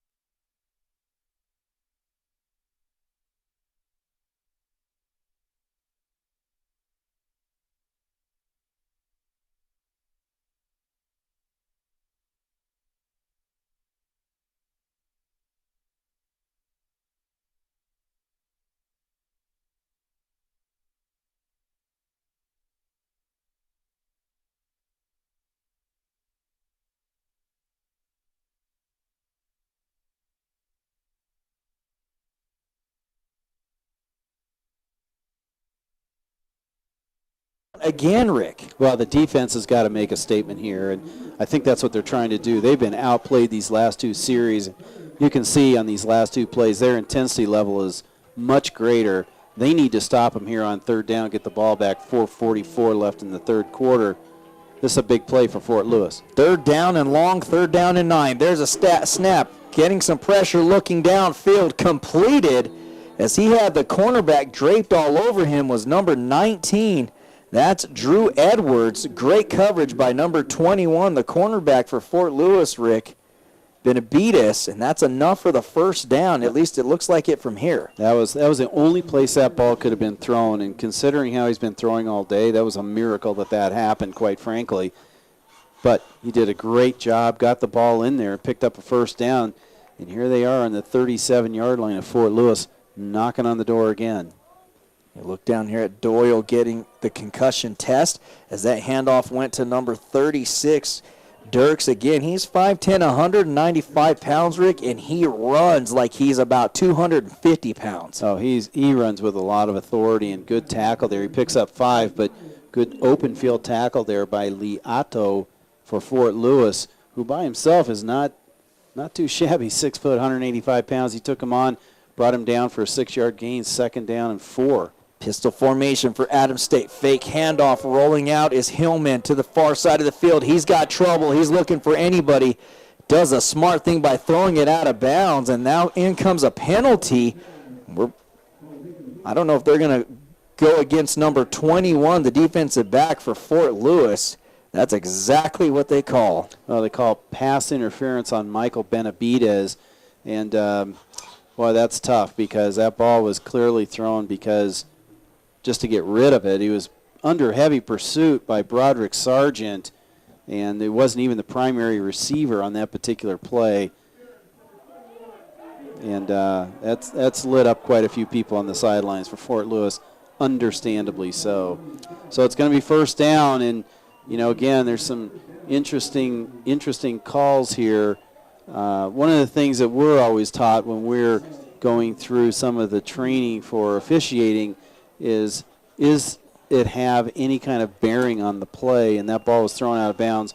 How could you interfere with somebody where the ball was intentionally thrown out of bounds? But regardless, we're going to have a break-in play here for Fort Lewis, and we'll take a timeout. Actually, we're good with timeout. Some people would like to say thank you to. Okay, well, let's, on the College Department of Athletics for Fort Lewis, would like to thank the following Coca-Cola.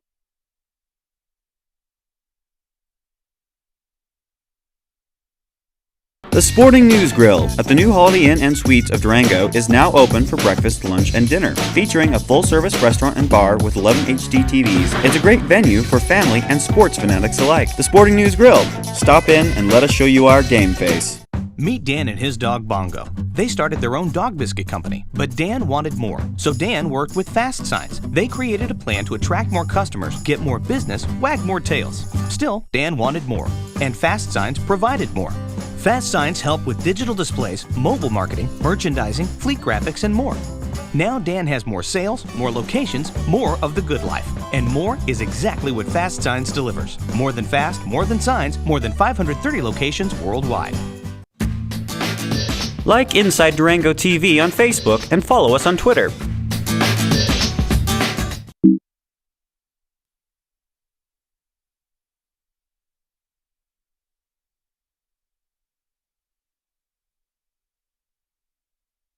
Offense to another field goal attempt as this game is knotted up 10-10 with 3:46 left in the third quarter. Hillman in shotgun formation.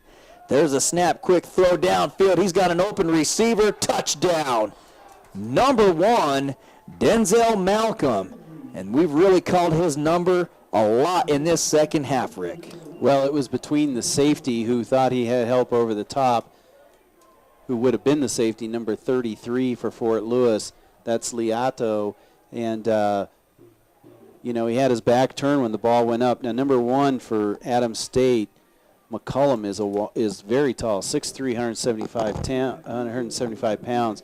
And he's about 3 or 4 inches taller than the defense on that, and the quarterback just threw it up and got a touchdown. We've been outscored 17 points to nothing in the third quarter, and Fort Lewis has got to do something to mix it up and get some momentum back in the game. Logan Beck's extra point kick is good. They take the lead 17-10 over Fort Lewis. And Fort Lewis has not had an answer offensively, Rick, since early in the first quarter. Well, after 2 turnovers, it was a quick start. We go up 10-0. Nothing happens for Adams State in the first half, really. We come out in the second quarter. They march the ball down the field, do some trick plays, couple of trick plays, get a touchdown. Then they get the ball back, get an extra 3 points, and then we have a turnover here, and or a punt return, long punt return, and they go up for 17 points on a questionable pass interference call. Fort Lewis has got to do something to get the momentum back here, and their starting quarterback, number 10, Jordan Doyle, goes out of the game with what appears to be a concussion. And now we're going to have our backup quarterback, number 11, Max Baez, who played 4 or 5 games for Fort Lewis, and we'll see what he can do here to get some momentum back. Van Vliet catches that at the 10, crossing the 15 to the 20, 25. That's where he's going to be brought down. So Fort Lewis will have first down and 10 from the 26-yard line. And now we've got another penalty on the field, so we'll see what this call is going to be. Again, 17-10 is the score. Adams State leads this game over Fort Lewis. And what is the remedy now, Rick, for Fort Lewis's offense? Well, they have to do something to get the confidence of the quarterback. And usually when you do that, you have to be effective in the running game. We have another unsportsmanlike penalty against Fort Lewis. Okay, well, this is the third time this White Hat has done this today. So he signals it's unsportsmanlike against Fort Lewis, and then they mark it off against Adams State. So that was a penalty against Adams State, which puts Fort Lewis at the 42-yard line.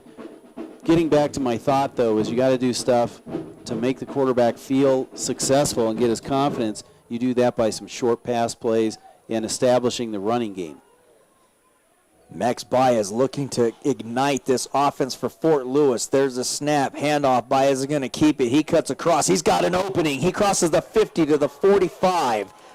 And we talked about it earlier. He's going to run out around the 46-yard line, but he can run the football. He's very dangerous at doing just that. Very dangerous at doing that. And he did a good job of holding the ball in the belly of the runner, making the defense commit, and then breaking it out to the outside for about a 10, 12-yard gain.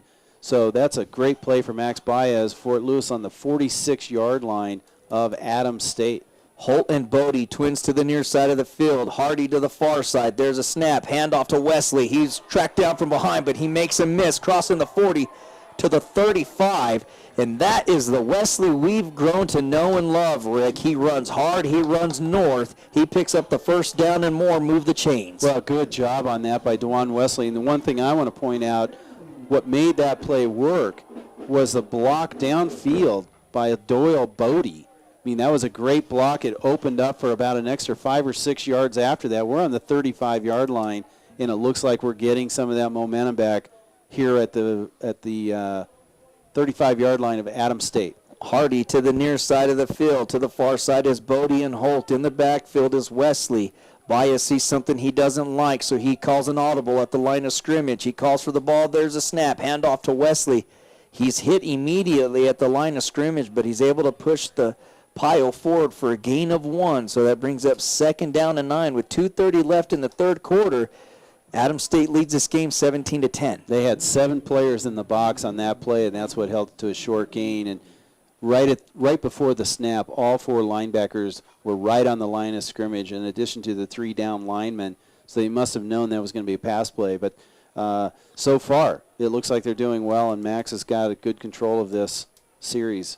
There's a snap, 3-step drop. He steps up in the pocket, tries to throw back shoulder to number 19, Hardy. Hardy did not stop his route quick enough, and that was thrown 2 yards too short, so it brings up 3rd down and long for Fort Lewis. Well, we'll see what they do here. I mean, it's 3rd down and 9 on the 34-yard line, and it's one of those in-betweeners, right? Do they go ahead and try for it if they don't make it on 4th down, or do they go ahead and punt it and try and pin them deep in their own territory? I would imagine they would probably go for it, but we'll see what they do here on 3rd down. All receivers split out. There's a snap. Baez is going to run it. He's going to have the first down, possibly. He was brought down. It's going to be awfully close, and I really think they should probably measure this, but we'll see. They're going to call 4th down without bringing out the chains. Now I thought that was a short spot. I mean, from our vantage point, it looked like he was on the 25-yard line, and they're going to go for it here on 4th down.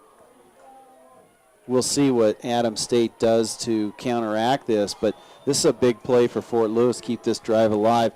The play clock is clicking down 12 seconds to get this play off, and they've literally got 7, 8 men in the box. So they thinking that Baez is going to keep it, or at least Wesley. There's a snap, and it goes out, handoff to Wesley. He has a first down, and that is the tough running of Wesley. That's exactly why they've got him in there. He gets stuck at the line of scrimmage, and he's able to push the pile forward, Rick, for a first down. Literally with 1 second left on the play clock, they give it to DeJuan Wesley. He hits it at the line of scrimmage, stops, recognizes the hole, and then opens up and gets for a first down. That was a huge play. We have a player hurt for Adams State, number 45, Tyrone Knight, sophomore defensive end. And if I was a betting man, I bet you he's the guy that DeJuan Wesley hit, because he laid the lumber on that. That was strictly his power that got him that first down. So we're on a short little break here before Lewis keeps that drive alive and ends up at the 24-yard line, 23-yard line of Adams State. So they're looking over at the injured player.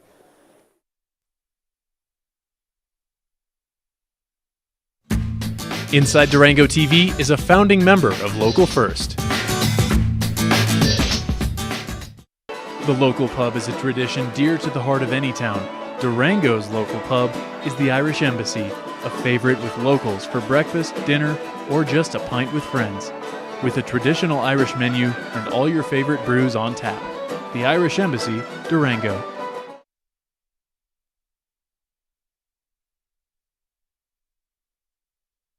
So we've got first down and 10 on the 24-yard line with Fort Lewis. 3 wide receivers to the far side of the field and 2 underneath. Baez is going to run it himself, and he's got a nice hole. What a great job this offensive line is doing for Fort Lewis, missing one of their best linemen, and they're still keeping it together as Baez had a beautiful hole to run through, Rick. He picks up 9 yards, 2nd down and 1. Well, number 64 for Fort Lewis, Robert Carlson, did a great job of sealing off and allowing Max Baez to pick up 9 on that play. They're going to bring the blitz, and Baez is going to be hit at the line of scrimmage. He's close to a first down, but I don't know if he's got it. Seeing where they've got it marked down here, they're showing 4th down. It'll be 3rd down. He's going to be a little bit short on that play. We'll see what they run here. Again, they're going to go for it on 4th down if they don't get it, and this is a play that they should pick up to get the first down. They bring in Jordan Van Vliet along with Holt and Bodie at wide receivers. That's the end of our 3rd quarter. Fort Lewis down 17-10 at the end of the 3rd quarter. We'll be right back on Sports Stop 930 AM ESPN Radio for the Four Corners in Durango. All right, you got a minute and a half. Thanks, buddy.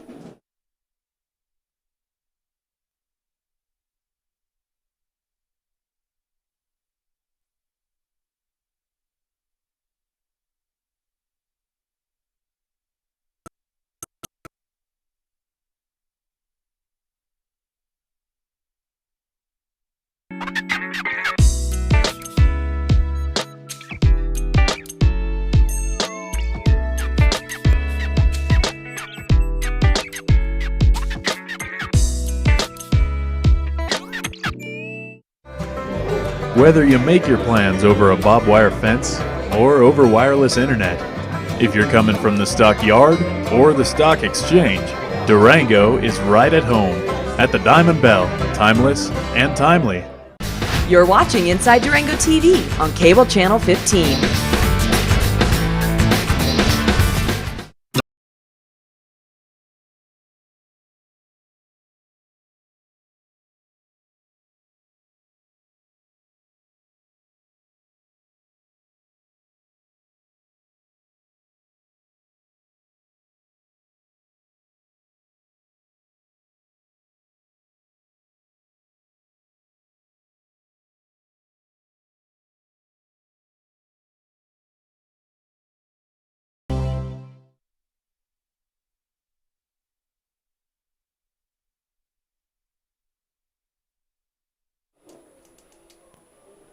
Well, we apologize. We just missed that play. That was a quarterback fake handoff. That play just drug out too long, and Adams State blitzed everyone, and they lost a ton of yarders. So out comes number 96, Castellana, for a field goal attempt from the 25. There's a snap, the hold, the kick is up. It's got plenty of leg, and it's right down the pipes.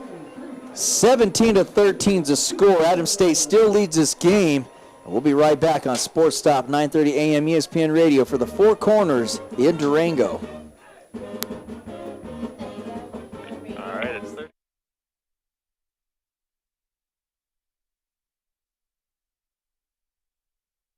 Meet Dan. He owned a dog biscuit company, but Dan wanted more. So Fast Signs created a plan to raise Dan's business visibility. Now Dan has more sales, more stores, more of the good life. And more is what Fast Signs delivers. More than fast, more than signs.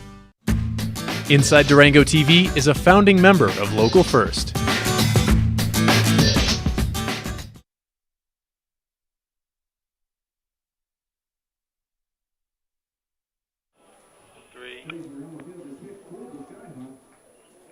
Welcome back. 17-13 to score after the Castellana field goal kick was good. I'd like to remind you today's game is being filmed for rebroadcast by Inside Durango TV and broadcasted live on the American One website. Go to AmericaOneSports.com for viewing information.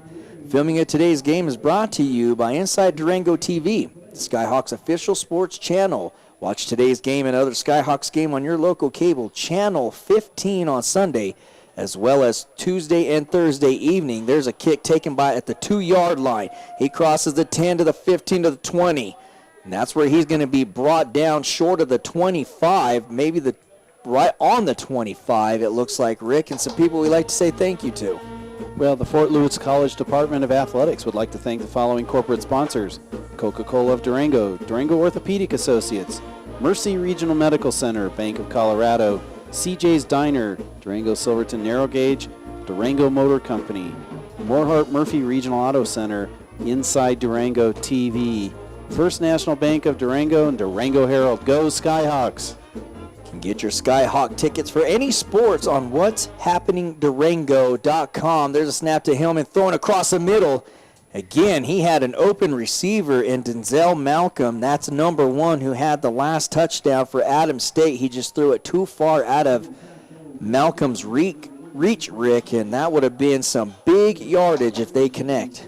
It was. Josh Roybal was on the coverage there, and they're already lining up. There was good pressure from the front 4 of Fort Lewis on that to sort of rush the throw. Hillman with the low snap, but he handles it, thrown out, and it was intended for number 1 again, Denzel Malcolm. He ran his pattern a little too far. He was supposed to just run, I'm assuming, a 5-yard stick route, Rick, but he turned it inside instead of outside. Well, Broderick Sargent, who's normally lined up on the defensive end, runs a stunt around to the middle of the line, and they put pressure on him. He overthrows both receivers. We've got 3rd down and 10. Hopefully Fort Lewis can stop him here. Be a big play on defense. Hillman calling for the ball. He's going to keep it. He's got pressure. He's trying to turn the corner as Sargent runs him down. That was a huge play by number 29 for this Fort Lewis defense. And Sargent, great play, and out comes the punt team. Well, there's been 2 outstanding players, I think, on defense today. The first one, Joey Alvarez. He's really mixed things up, created a lot of chaos. The second one, we've called his number several games this year, Broderick Sargent. I really like him as a player. He's got good size and great speed, and Fort Lewis is going to get the punt here. The kick is end to end. It's going to land around the 30, and it's caught. Looking for some room. He's going to be hit immediately. And we'll be right back here on Sports Stop 930 AM ESPN Radio for the Four Corners in Durango.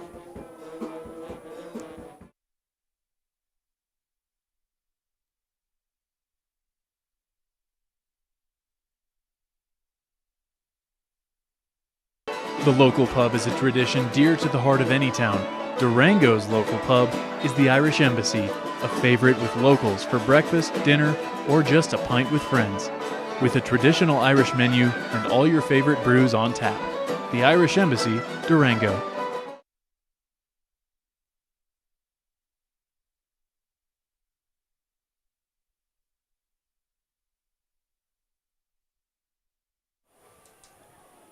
Welcome back as Baez hands it off to his running back, number 3, Amory Duncan. He pushes forward for a gain of 4, so it brings up 2nd down to 6. And, Rick, Fort Lewis has to get in the end zone right now. Well, we have to get into the end zone, and we've got great field position to start. We started on the 42-yard line of Fort Lewis.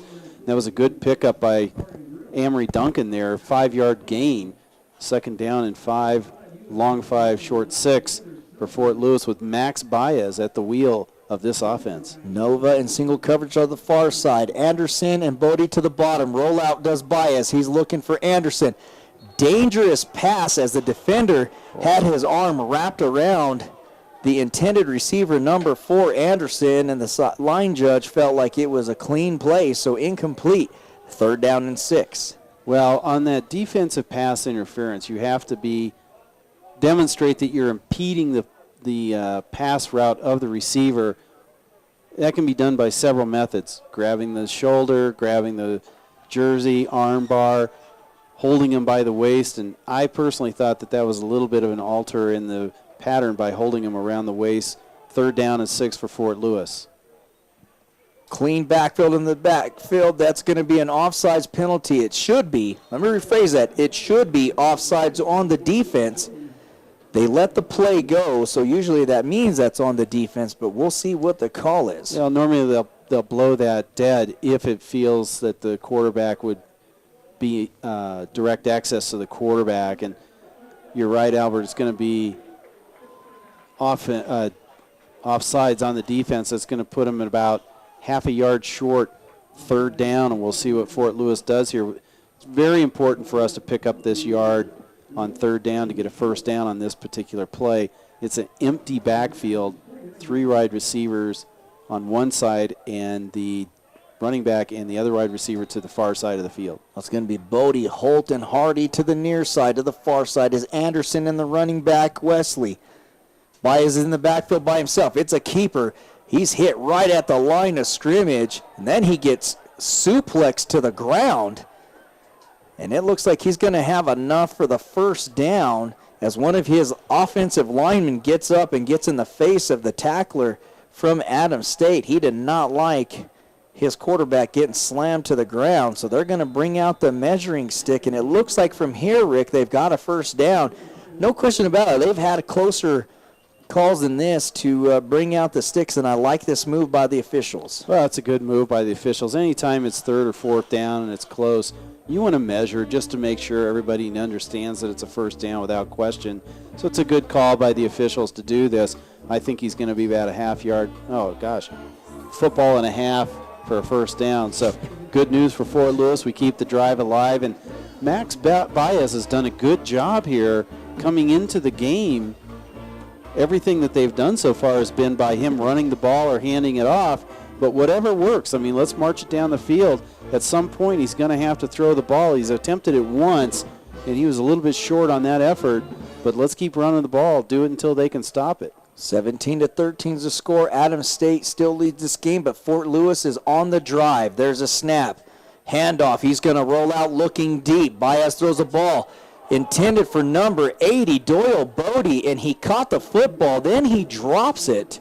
Incomplete pass. It's going to bring up 3rd down and long for Fort Lewis. Oh, that was good coverage also by number 22, Tyrone Banks, and it looked like Bodie had his hands on it, and 22 knocked it out of his hands.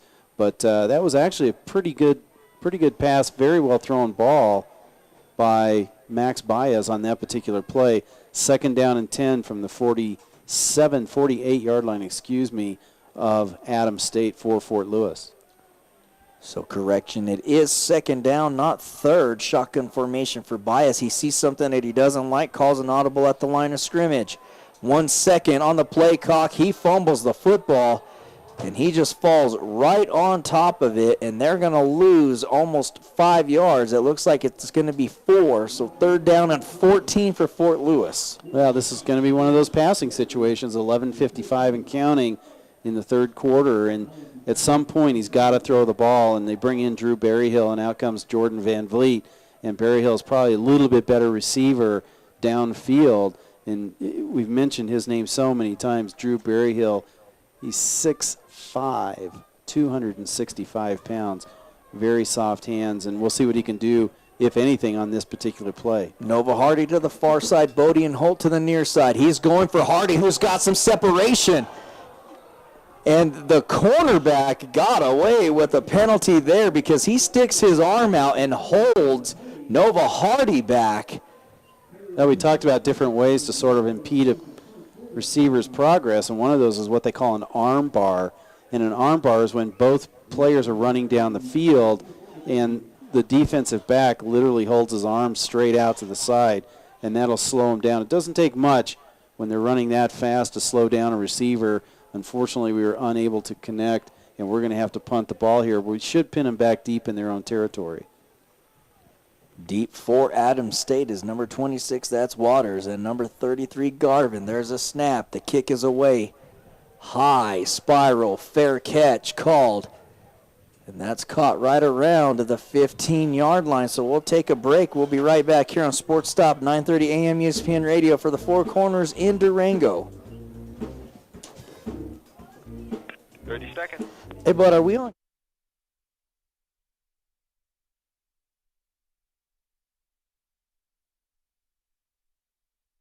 natural and organic vitamins and supplements and health and beauty products, there's no better place than Nature's Oasis. We offer an experienced staff, nutrition and supplement education, and exclusive products. Nature's Oasis, home to the largest selections of vitamins and supplements in the Four Corners region.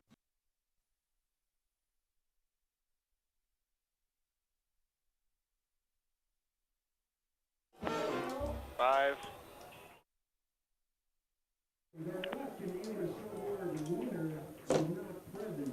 Welcome back, as that was a keeper by the quarterback for Adams State, number 8, Hillman. He loses a yard, so it brings up 2nd down and 11. 11:16 left in the fourth quarter. 17-13 your score. Adams State leads this ball game. 17-13. It's been very competitive in Fort Lewis. It's been sort of an ebb and flow. You know, 1 minute it seems like they have the momentum, and the next minute it seems like Adams State, at least in the second half. Fort Lewis dominated the first half. Got a little noise here in the booth, but Fort Lewis seemed to control most of the first half, scoring quickly on 2 turnovers. And at the beginning of the third quarter, Adams State, 17 unanswered points. Fort Lewis has come back with a field goal to make it 17-13 in the third quarter with 10:55 left. Well, one thing's for sure, these officials have been on top of the clock. There's another trick play, reverse pitched out to number 9. That is Jamison, and he's going to pick up maybe 5 yards, so it's going to bring up 3rd down and 5 for Adams State. My correction, that was we're in the fourth quarter, 17-13. I misstated and said we were in the third quarter, but we've got a big play here, 3rd down and 5 to go on the 16-yard line. We'll see if Fort Lewis can stop him here. This will be a big momentum change. There's a snap, 2-step drop. He's got pressure, so the quarterback is going to scramble Hillman, and he throws it out, intended for number 19, incomplete pass, great coverage. That was intended for Drew Edwards. So out comes the punt team for Adams State, and Fort Lewis getting another shot after the defense shuts down the Adams State offense. They need to get a nice drive put together, Rick, and kill some clock off the time. Well, good coverage there by number 21, Michael Benavides for Fort Lewis. We'll see what happens here on the punt. We should get the ball back in good field position. Both Jamal Campbell and Thaddeus Brown are around the 38-yard line, 40-yard line of Fort Lewis. We'll see what they can do here. There's the end-to-end kick. That's caught by number 22, Thaddeus Brown, crossing the 50, looking for some room to the 45, to the 40. And it's going to be 1st down and 10 for Fort Lewis from the 40, so we'll take another quick break and be right back on Sports Stop 930 AM ESPN Radio for the Four Corners in Durango. All right, 50 seconds. Thanks, brother.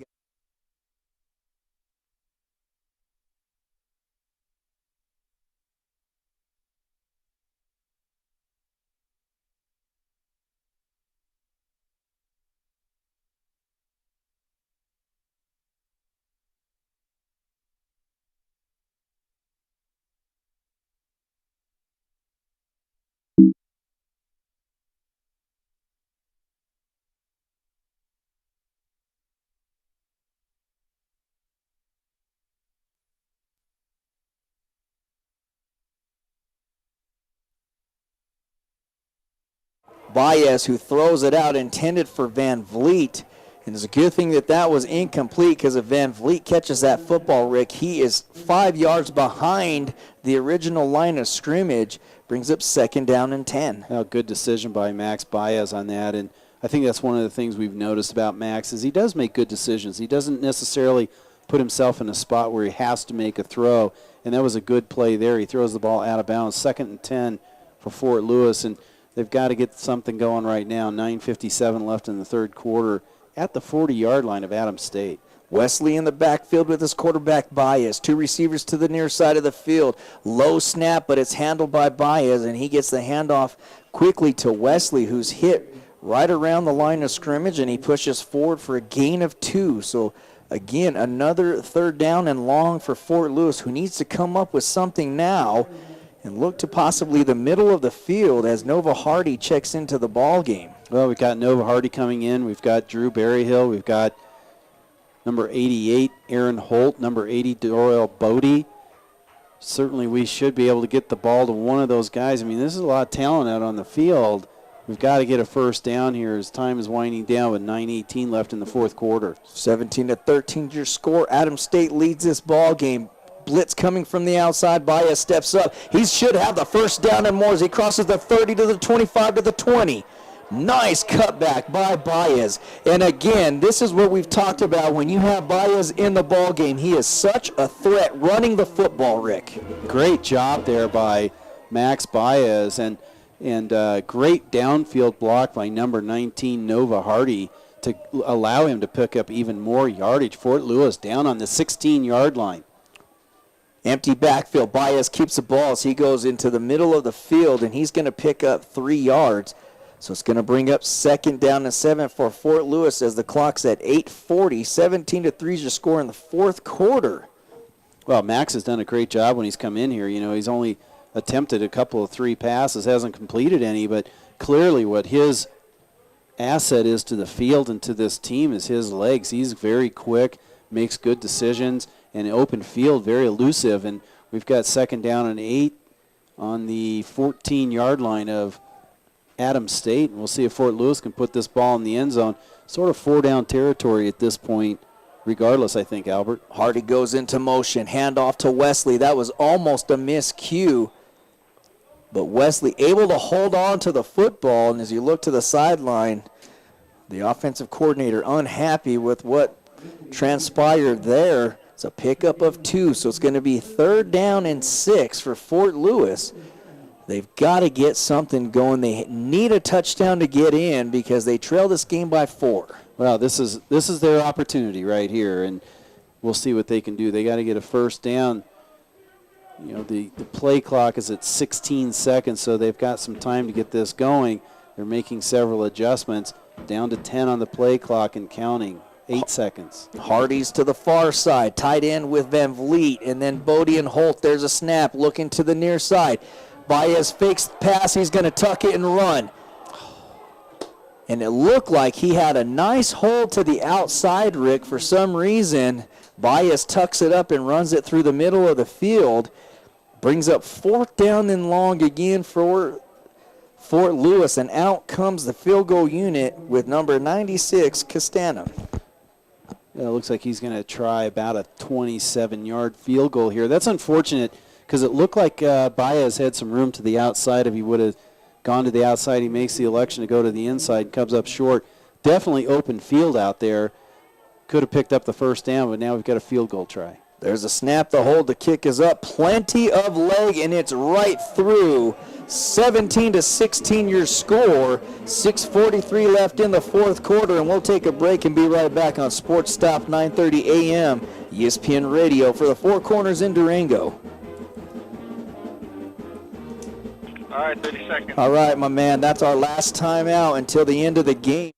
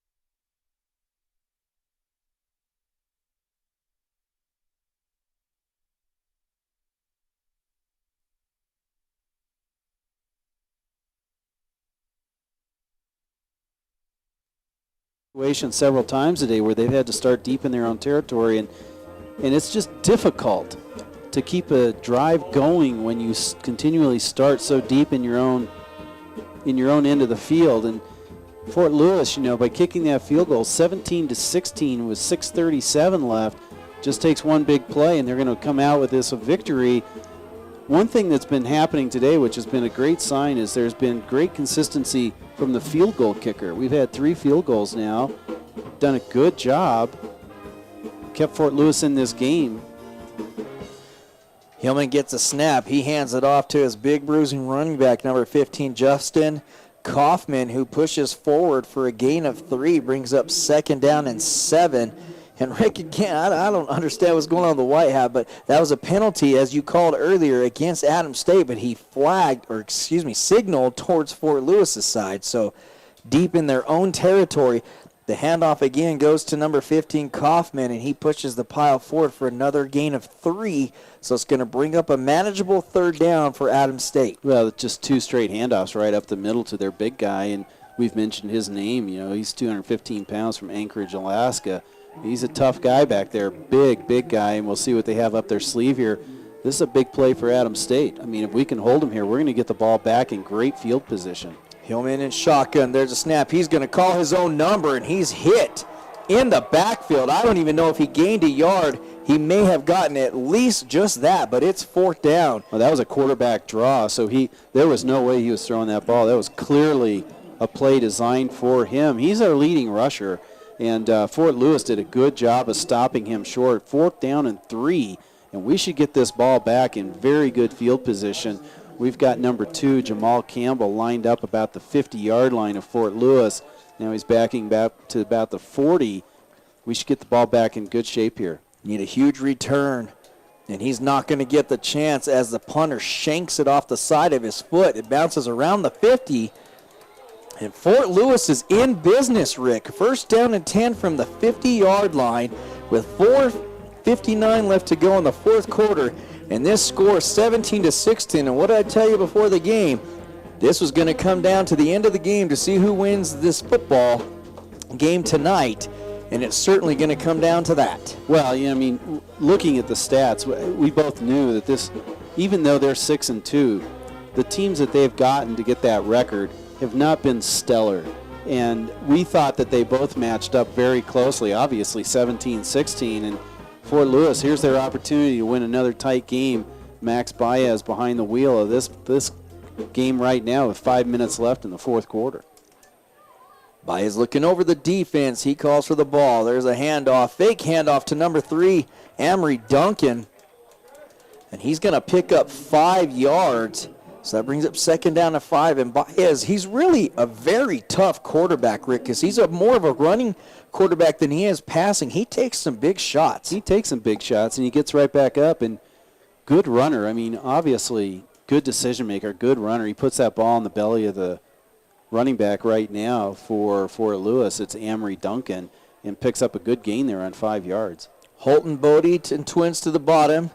Bodie goes in motion. Handoff. Nice run by Duncan. He's going off to the races. 15, 10, 5. Touchdown. Touchdown by Amory Duncan. What a great play. That was a 45-yard run by Amory Duncan right up the belly of the line, all the way to the end zone.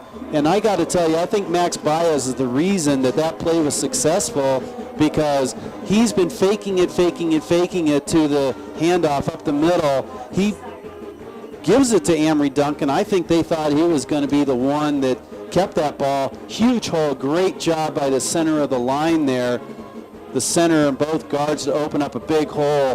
Fort Lewis goes up 22-17 with the extra point. I think they're going to go for 2 on this to make it 24-17. And that was a long run by Duncan, but you have got to give that touchdown to the offensive line of Fort Lewis as they opened up the road and led that path for Duncan.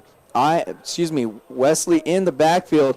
Baez rolling out. He's got an open receiver, and that is good. Completed to number 88, and that is Aaron Holt.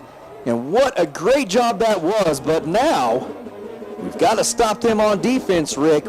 Too early to celebrate right now. 24-17 is a score. Yeah, there's a big crowd here, and they're all up on their feet, dancing, clapping to the band playing outside, and Good job by Fort Lewis. And I got to tell you, I really think, Albert, that the quarterback, Max Baez, set that play up by continually running to the outside, and then all of a sudden, boom, he gives it to the running back right up the middle of the field. Great job on the offensive line. You're absolutely right. That was exciting. Fort Lewis goes up 4:16 left, 24-17. So Fort Lewis's offensive line opens the door for a touchdown by number 3, Amory Duncan. And this stadium is electrifying right now. They know that this win is in their grasp. 4:16 left. Now it comes up to that defense coached by Riffalato, and they have given Adams State every bit they can handle thus far. Let's give some credit to these guys. I mean, the guard, Robert Carlson, and C.J. Anderson, the center, Taylor Suda, the tackles, Kenny Shinley and Evan Wagstrom. Great job. That kick was caught about 2 yards deep into the end zone, and it was brought out by number 33, Garvin. He's going to run it out near the 20. He might have gotten past the 20. We're trying to see where they're going to spot it after the...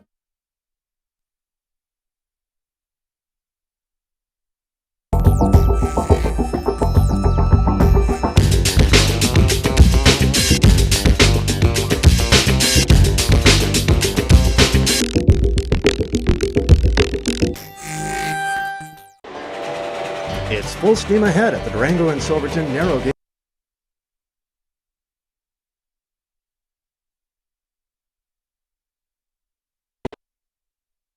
Line being able to get down the line of scrimmage. They stopped that play for a gain of 1, 2nd down and 9. Well, 2 players made that play. That was number 2 for Fort Lewis, Jamal Campbell, and number 35, Ryan Ross. Both snuffed out that play to 1-yard gain. Hillman hands it off to the big running back, and he's got some room to run. As that went to number 15, Kaufman, and he picks up 17 yards and a 1st down as they cross the 35 to about the 39. Well, that was, I mean, they're already back at the line of scrimmage. Just a handoff right up the middle of the field, and they've got to score a touchdown here in the last 3:30. There's a snap, fake handoff, looking to pass way downfield. Everybody's covered, and that pass was incomplete, intended for number 17. That's Schmidt. He is a big target for the quarterback, Hillman, and he airmails it too high. Yeah, great coverage downfield by all the defensive backs, and especially Michael Benavidez on that play.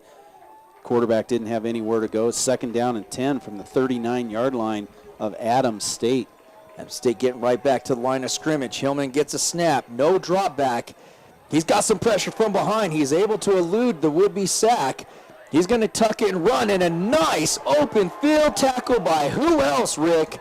Number 45, Joey Alvarez. Well, I mean, Broderick Sargent is who pushed him out of the pocket, almost had a sack.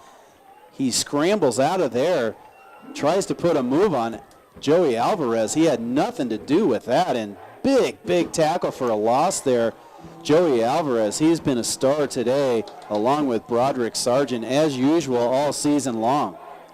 These players are jacked up on the sideline. These fans are jacked up. 3rd down and long. They got to stop them here. They throw it downfield. Incomplete pass. And that is going to be a pass interference call on number 21 if this penalty stands. Now, this is from the side judge, and this is at least his 3rd call today on pass interference. And, you know, it looked to me like the receiver going downfield had slipped.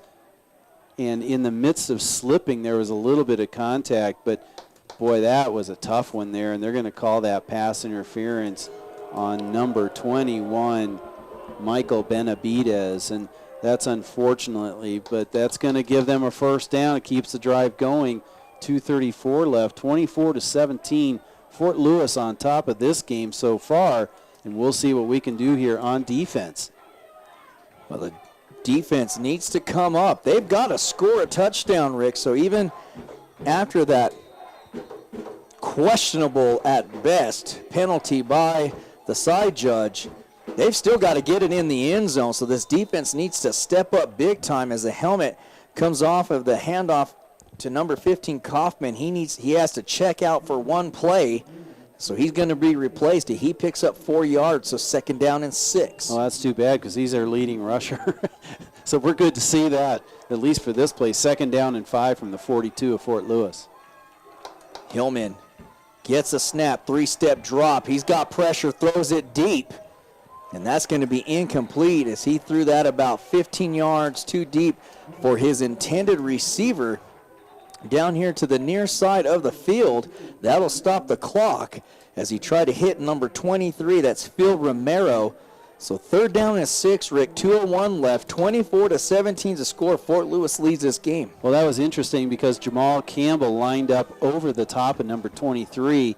He released, let him go to number 2.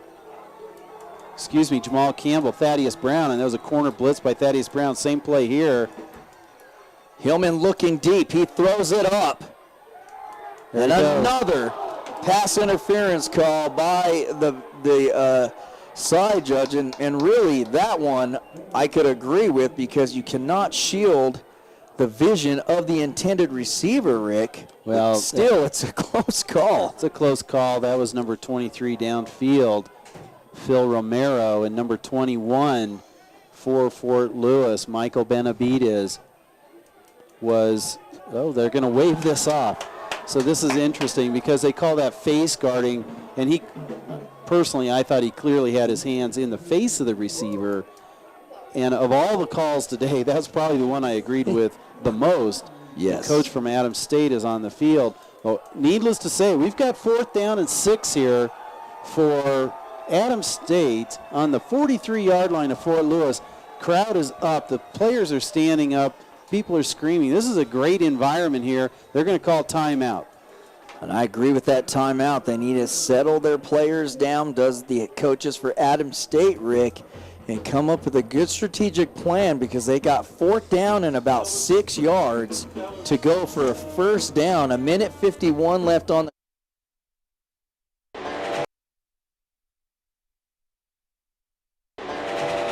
It's full steam ahead at the Durango and Silverton Narrow Gauge Railroad. Enjoy a historic trip through southwest Colorado's rich scenery with daily train excursions through the spectacular San Juan Mountains.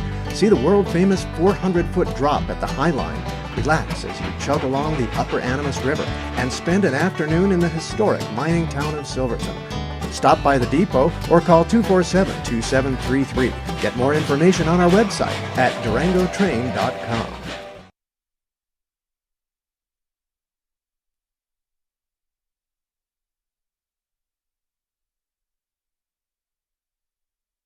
Durango Herald, Holiday Inn and Suites, Irish Embassy, A&L Coors. We should go down for a Guinness after this if we win to celebrate.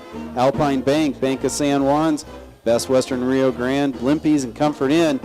That's our 4th down stop here with 1:54 left in the 4th quarter. Fort Lewis up 24-17 over Adams State. Keep your eye on number 1, Malcolm. There's a snap. They're passing it across the middle. Incomplete. And Fort Lewis should hold on to this win. They've got 1:46 left to go in the 4th quarter, but really great coverage downfield, Rick. And what happened was the intended receiver ran into the umpire, knocked the umpire over, and that was enough to throw the intended receiver's pattern off. Incomplete pass, 1st down and 10 for Fort Lewis. Well, fortunately, umpires don't have to do a whole lot, so he's not gonna have to move much. But Fort Lewis takes over on the 43-yard line. We'll see if they can close that out. 1:46. They get 25 seconds, in between plays. So right there, 75 seconds. It should be really close for Fort Lewis to close this game out. 24-17 in the 4th quarter. It's an exciting game for the fans here at the stadium. Well, they'll close it out if they can pick up a 1st down here. Adams State has a blitz, handoff to Wesley. And again, he needs to make one sidestep, which he does that, and then he pushes forward. That's a nice gain of 7. So that's going to bring up a 2nd down and 3 as Adams State will call a timeout with 1:32. Well, the clock was still running, so they're going to have to put some more time on the clock. We'll see how much they put up there. But nonetheless, timeout goes to Adams State, Rick. And a 2nd down and 3, if they could pick up this 1st down. Oh, it's lights out. Turn off the lights, the party's over because it's going to be, there's just going to be too much, not going to be enough time left on the clock. So Fort Lewis can go ahead and take the victory here if they can pull this one out. The umpire's still hurting a little bit in the middle of the field, but big play by number 16, DeJuan Wesley, on that carry to get 6 yards. Now, Rick, again, we go back to the culture change on this 2013 Fort Lewis Skyhawk football team. And last year, Fort Lewis would have found a way to give up the lead and not keep themselves into this ball game.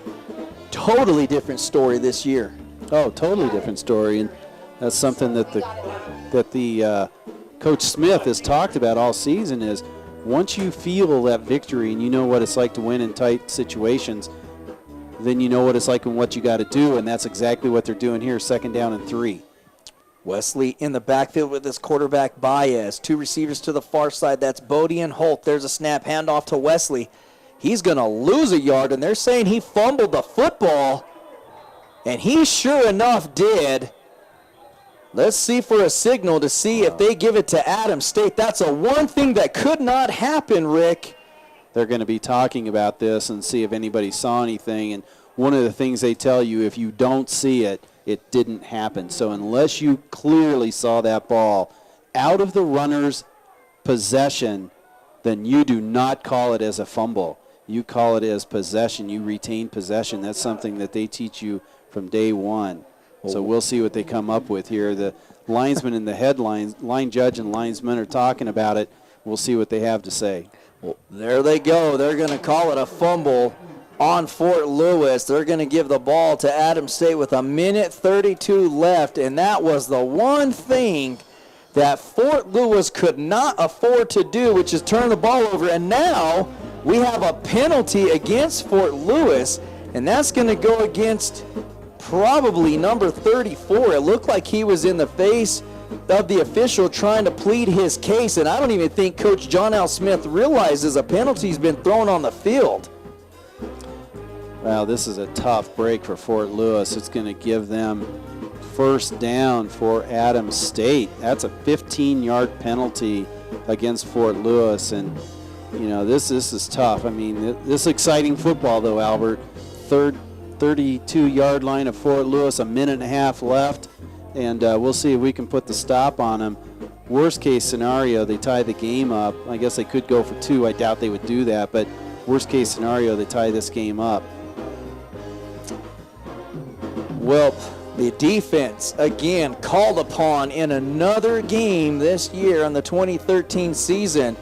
They've got to come up big as Wesley fumbles the football. He's usually the sure-handed running back in that situation.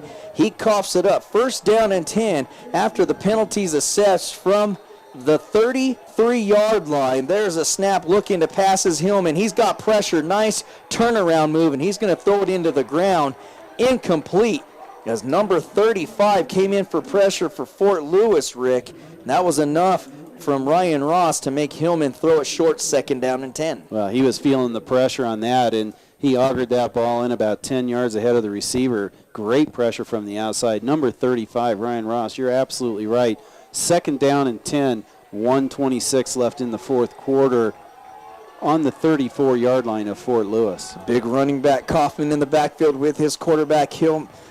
He's got pressure. He throws it up. Incomplete as he threw it short, intended for number 1, Denzel Malcolm. And really, Rick, that was a dangerous throw by Hillman because he just turned around and threw that football. Who knew it was going to be there? Well, great pressure by number 58 for Fort Lewis, Dalton Lane, and, of course, Broderick Sargent from the outside. We've got 3rd down and 10, 1:20 left in the 4th quarter. We'll see what Fort Lewis does here, if they're going to bring anybody in addition to the down lineman to put pressure on the quarterback. Obvious passing situation. 4 down territory for Adams State. There's the snap, 3-step drop. He's got pressure. There was the pass completed, and you looked at the white hat. It looked like number 54 was being held, and he threw his hands up, and you seen the official, the white hat, go to his side to throw the flag, decided not to. That's a 1st down and more. And now it's getting interesting as Adams State is down around the 16-yard line. 16-yard line, 17-yard pickup. And there's a screen pass that was completed.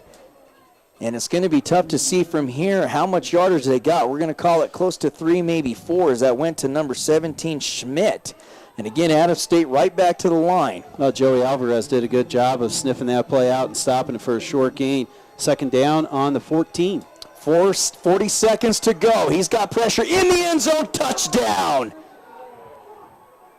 Touchdown, and that was against number 20, one-to-one coverage, man-on-man coverage. Number 20, Michael Benavidez.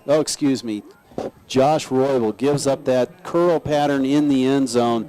The receiver slides down, gets that ball in the end zone, and they have a chance to tie it up here.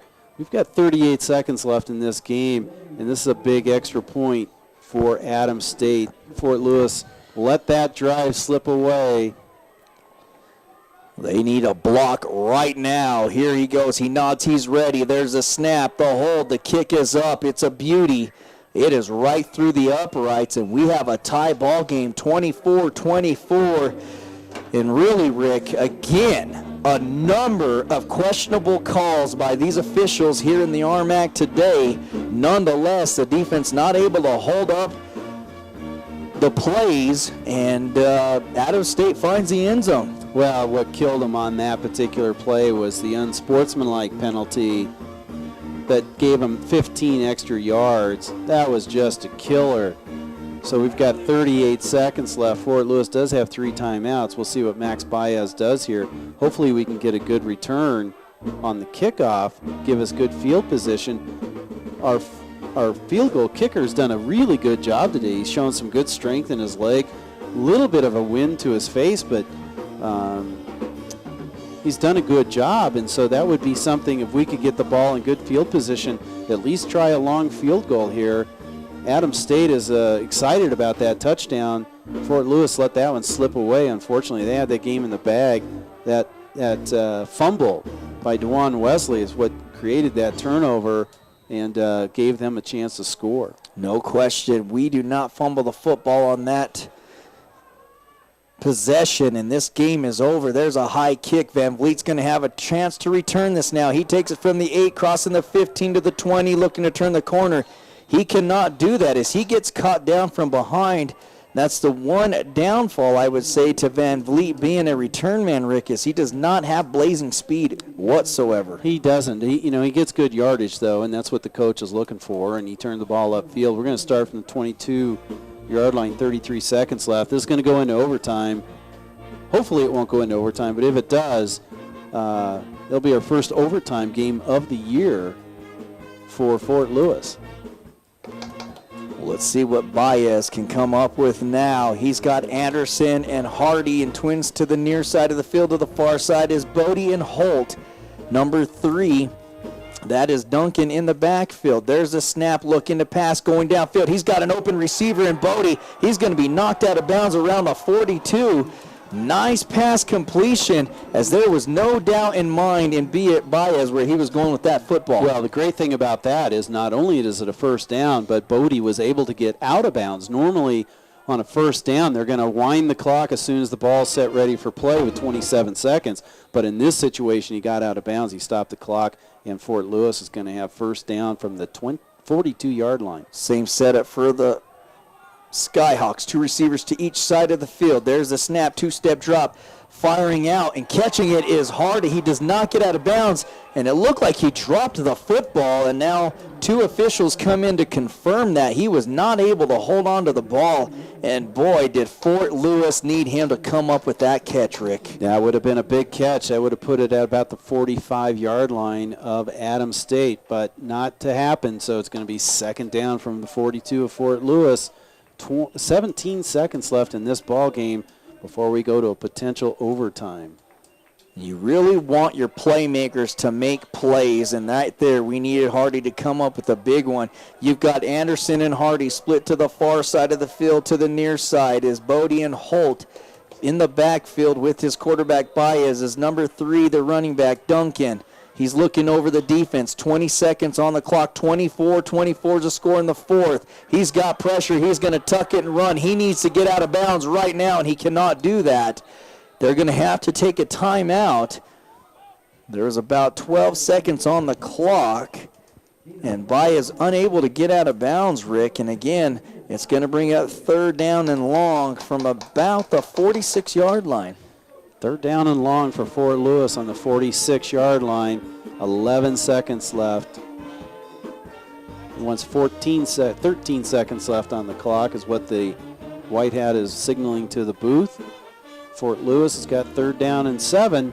It's been an exciting game, Albert. It really has. And one thing to note, Rick, on that touchdown scored, the covering secondary player was number 20, Josh Roybal. He replaced the injured Dakota Kay. No, it's unfortunate. You know, it's one of those things where you don't let the receiver have that position. The receiver did a good job of putting his body between himself, the defender, and the quarterback did a good job of actually delivering a great pass on that. But again, it was all set up by that unsportsmanlike call, which is just a killer. Needless to say, we've got 4 wide receivers for Fort Lewis. Max Baez at the helm. We'll see what they can do here with 13 seconds left. To the far side of the field is Bodie, and Holt to the near side is Harvey and Anderson. There's a snap, 2-step drop looking downfield. He steps up into the pocket. Now he's going to be flushed out, and he throws it out. Incomplete, intended for number 88. That's Holt. And really right here, Rick, with 7 seconds left, I'm not sure if you just don't run the football and take your chances in overtime. Yeah, I mean, I think the smart thing to do here, either just air it all the way down the field, even if they intercept it, chances are he's not going to be able to run it back, or just take a knee and go into overtime. So this is going to be an interesting call here. I would think, based on what they've done before, they're probably going to be aggressive, but you know, that's why we're up here announcing it as opposed to calling the plays, right? Well, I'm with you. If they do decide to be aggressive, I'm hoping they throw it downfield and hopefully maybe pick up a pass interference call on a received catch, although really the NFL rules do not apply here, so we'll see what happens with that call. But, Rick, if we do go into overtime, explain to our listening fans how that's going to break down. The ball's going to start at the 25-yard line. Each team gets a possession, and whoever comes out ahead after the end of those possessions, if it's tied, they go again, and they keep going until somebody wins. And we were coming back from Golden, I think, when we went to the Mines game and listened to Penn State and who was that? Michigan. Penn State and Michigan. That was a three or four overtime game that was just exciting. So hang on, folks, because this could be an exciting game, and hopefully we'll come out on top. We've got 3 wide receivers to the bottom of the field for Max Baez. That's going to be Bodie, Anderson, and Hardy. At the top is single coverage, and Baez looking to go downfield. He lets her rip. It's going to be thrown short. That was a catch and a huge shot. I felt like that should have been a helmet-to-helmet hit, Rick. And this is going to get interesting because the ball was caught at the 18-yard line. But if this is a penalty against the defense, they're going to have 1 play left. And as you can tell on the field, they're getting their field goal unit out there right now. Well, a game cannot end on a defensive penalty, and that's exactly what happened. Great catch. Max Baez threw that ball up there. And Aaron Holt did a great job going up for it. It was a wounded duck pass, too. Yeah, I mean, that thing was just wobbling all the way. Aaron Holt did a good job. And one of the receivers for Fort Lewis, Maurice Anderson, was actually grabbed. They didn't call that. But Aaron Holt went to get that pass. And when he went up, he caught it and got hit in the head by the defender. Big play, big call here. And this is going to be interesting to see what they do here. Fort Lewis is lined up for a long field goal. They should have 1 untimed down, and there should be a penalty assessed on this particular play. 15 yards from the end of the penalty. And I'm not sure if we don't have 2 separate penalties on this play, Rick. We may have defensive pass interference, and then we may have an unsportsmanlike conduct, helmet-to-helmet hit, but let's see what they call it. The officials are taking an awful lot of time to get this worked out. So while they're doing that, we'd like to remind you that filming of today's game is brought to you by Inside Durango TV, the Skyhawks official sports channel. Watch today's game and other Skyhawks game on your local cable, Channel 15 on Sunday, as well as Tuesday and Thursday evening. And here's a call, Rick. Yeah, I mean, we don't want a unsportsmanlike because that's a dead ball foul and time had expired. What we do want is we want exactly what happened, and that's a personal foul, helmet to helmet. That took a lot of guts to call that, quite frankly, for the official. It was absolutely the right call. Fort Lewis, with literally 0 time left on the clock, will be able to kick a field goal attempt, and this is going to be from the 17-yard line of Adams State, 27-yard field goal, and the butterflies have got to be in this player's stomach. Number 96, Kip Castana. He's done a great job all day. We mentioned this earlier. And the officials trying to get the chain set up, and Adams State is going to call a timeout, but I've got to stand up because my stomach has a number of different butterflies going on because this is a huge kick. Number 96, Kip Castana, you know, he's only taken over since last game that we went to down in Gunnison. He's been the kicker since then, so really a game and a half now.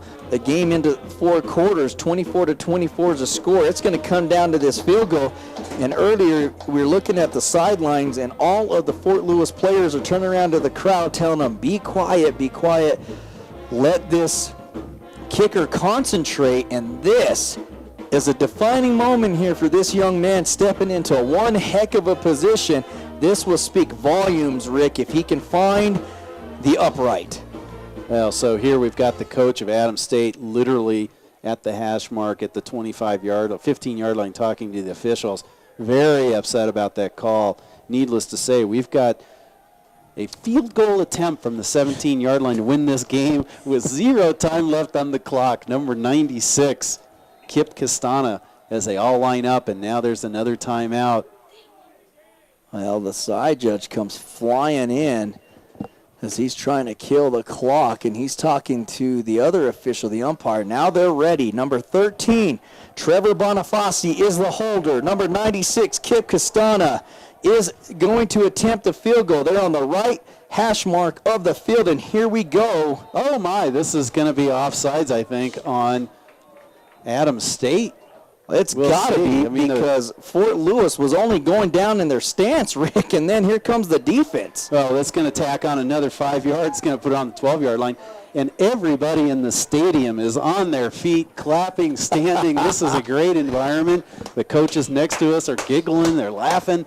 You can feel the tension here as we line up for a field goal attempt 5 yards closer. Well, here we go, ladies and gentlemen, again. It comes down to a field goal attempt for Fort Lewis. So it takes it 5 yards closer. They're going to mark the ball on the 6-yard line. And now getting ready again is number 13, the holder, Trevor Bonifaci. He's the backup quarterback. Number 96, Kip Castana, is the field goal kicker. He's ready. He marks off his steps. He nods to Bonifaci. He's ready. There's a snap. The hold. The kick is up. It's got enough room, and it's good. Fort Lewis wins the game on a field goal, baby. 27-24. Fort Lewis wins this ball game. And that wasn't even a good snap. I mean, the snap was low, and the quarterback, backup quarterback, Bonifaci, did a great job of getting that ball, putting it in a place, and the kicker follows through. Fort Lewis wins this game 27-24 with 0 time left on the clock. Huge win for Fort Lewis. Great job by the field goal kicker to win this game 27-24. How exciting does that get, Albert? Hairs on my arms and everywhere else is standing straight up. I want to throw up right now because I'm so nervous. What a fantastic game that was. And again, Rick, we've talked about this a number of times. The culture change here at Fort Lewis is what allowed and gave Fort Lewis this opportunity to win this football game. So many good things happened on that. Good clock management, great coaching, big catch. I mean, let's don't forget the catch by Aaron Holt down there, and to take a big hit and to hang on to the ball. I mean, that was huge. And then for the field goal kicker, who's really only been playing 1 week, to come in and nail that thing when it really wasn't that great of a a snap. Bonifaci, good job of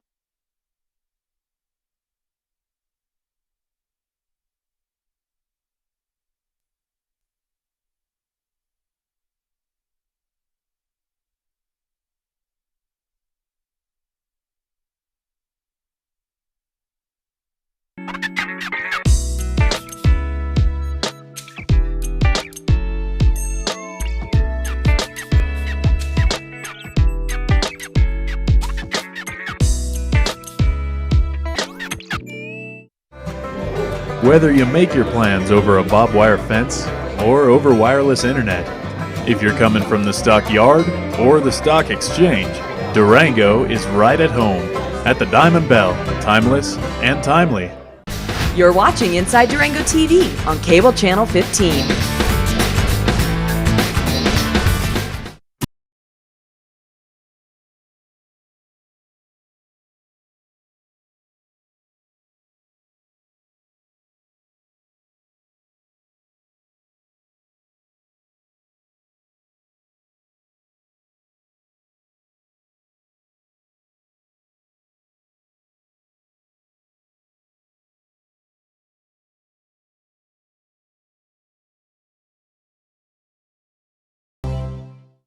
Meet Dan. He owned a dog biscuit company, but Dan wanted more, so Fast Signs created a plan to raise Dan's business visibility. Now Dan has more sales, more stores, more of the good life, and more is what Fast Signs delivers. More than fast, more than signs.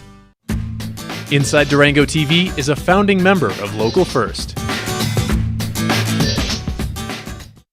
The local pub is a tradition dear to the heart of any town. Durango's local pub is the Irish Embassy, a favorite with locals for breakfast, dinner, or just a pint with friends. With a traditional Irish menu and all your favorite brews on tap. The Irish Embassy, Durango. For natural and organic vitamins and supplements and health and beauty products, there's no better place than Nature's Oasis. We offer an experienced staff, nutrition and supplement education, and exclusive products. Nature's Oasis, home to the largest selections of vitamins and supplements in the Four Corners region. Inside Durango TV is locally owned and operated.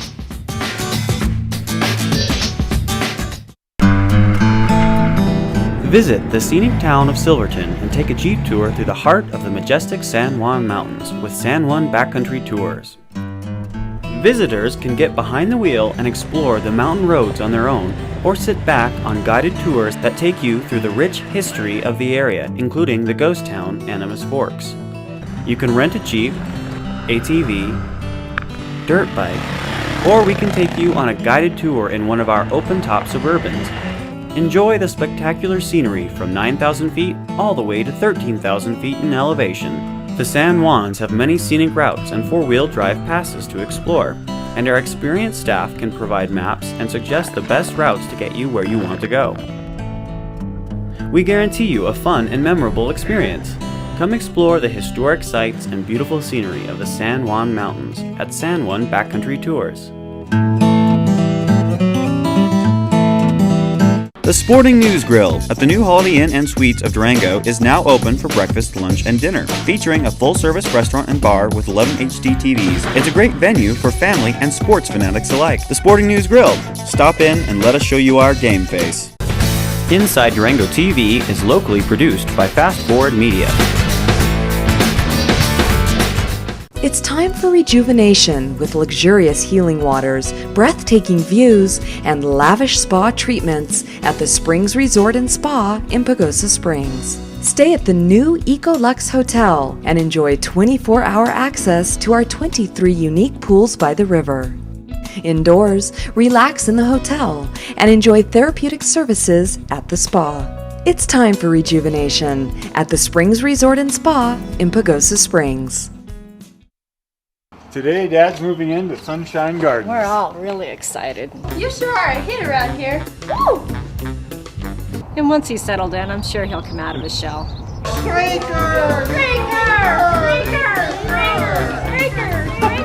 I hear they even have a happy hour. How about that? Yeah. Well, I think he's going to like it here just fine. You know, honey, I think you're right. Come check out what's new at the Ute Mountain Casino Hotel and Resort. We now have single and double deck blackjack games. Enjoy our King of the Cage boxing events year-round at our events center. If you're on the go, take a break at the new Ute Mountain Travel Center. With our valet service, you can arrive in style and get right into the action. Visit us for our Saturday prime rib buffet and our seafood buffet on Fridays. With the largest gaming floor in the area, Ute Mountain Casino Hotel and Resort has all the great games you love to play. It looked like a little sketchy there with the snap and the hold. Looked like they got it down just in time for you. Just take me through that from your end, Kip. I mean, I was not really too concerned about it. The snap was a little bad, but Bono did a great job of getting the ball down, and that was enough to let me kick the ball through it. So. When's the last time you hit one to win a game? This is my first time ever, so it was pretty exciting. It's a good one. Yeah, and if it's your first time ever going out for a kick like this, I mean, how do you compartmentalize that mentally? I mean, they try and ice you and all of that stuff. Yeah, I just kept calm out there. It wasn't too big of a deal. I mean, we do it every day. I stay after practice, so do 5 extra kicks just to make sure, and it obviously paid out today. And Joey, how about the defensive effort there, particularly in the fourth quarter? I mean, you guys were down. They come back and they hop on you and take the lead, but you guys were able to kind of hem them in and really benefit from the field position you guys were able to give them. Well, we can't do anything with the officials and all those calls, but we just do one thing as just play our butts off and just keep attacking. That's what we did as a unit. We didn't put our heads down if they scored or not. We just got to just keep grinding and grinding, like Coach says, all the way to the game. And what kind of adjustments did you guys make as a unit there down the stretch? Because their hurry up was really starting to get traction there in the third quarter, but you guys were able to slow it up there late. We were just kept calm, just start breathing. During those type hurry up situations, you just got to keep your composure and just keep playing. Coach kept us in our base, so we knew what we were going to do, and we just always execute our base. And Max, you've obviously played plenty this year, but how about your ability to kind of come off the bench kind of cold on a moment's notice there and be able to kind of perform the way you did? Yeah, I mean, doing the signals actually keeps you really into the game because every play call, you're sending him in and you read the looks and you know what he's looking at and what you would have done differently on every single play or done the same thing. And, Coach keeps us really ready, especially during practice, and it's the same type of environment during a game. Just get in there and do the best you can and lead the team. And now this is, I believe, if memory serves, the first time you guys, Fort Lewis won the Musket 3 years ago at Adams State. I think this is the first time Fort Lewis has won it at home since 1996. Wow. How does that feel as an accomplishment for you guys, particularly for a guy like you, Joey? It's a great feeling.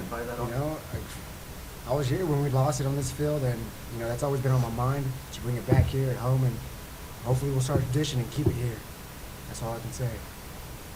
And how was it to be able to kind of have the bounce back performance at home you guys were able to put forth today? I mean, the last time out you guys were here against Mesa didn't go quite as well. How about your ability to kind of flip the script on that and get back on top of things here at home? Well, this is our home.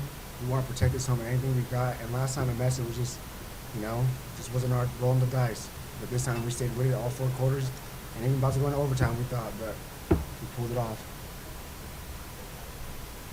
And how did it feel to actually get to fire that thing off today? It felt good. The show's here. We'll keep this show wherever I go. It just feels good. Hopefully these guys get to experience it someday and keep it going. And how about your ability to, it could have been a deflating moment there when you guys had the turnover and they come down and score with, I believe, 38 seconds left. How about the ability to kind of, bring the focus back in, get refocused, and put together the drive you were able to there at the end? Yeah, I mean, we just got to stay calm during that situation. I mean, we're just playing out there. Same thing. Doesn't matter what's on the clock. You just play the way you're going to play whatever game and whatever time it says on the scoreboard. So we just kept our composure and just hit the throws, and luckily I threw one up and it dropped into both hands and he made a heck of a catch. A great catch.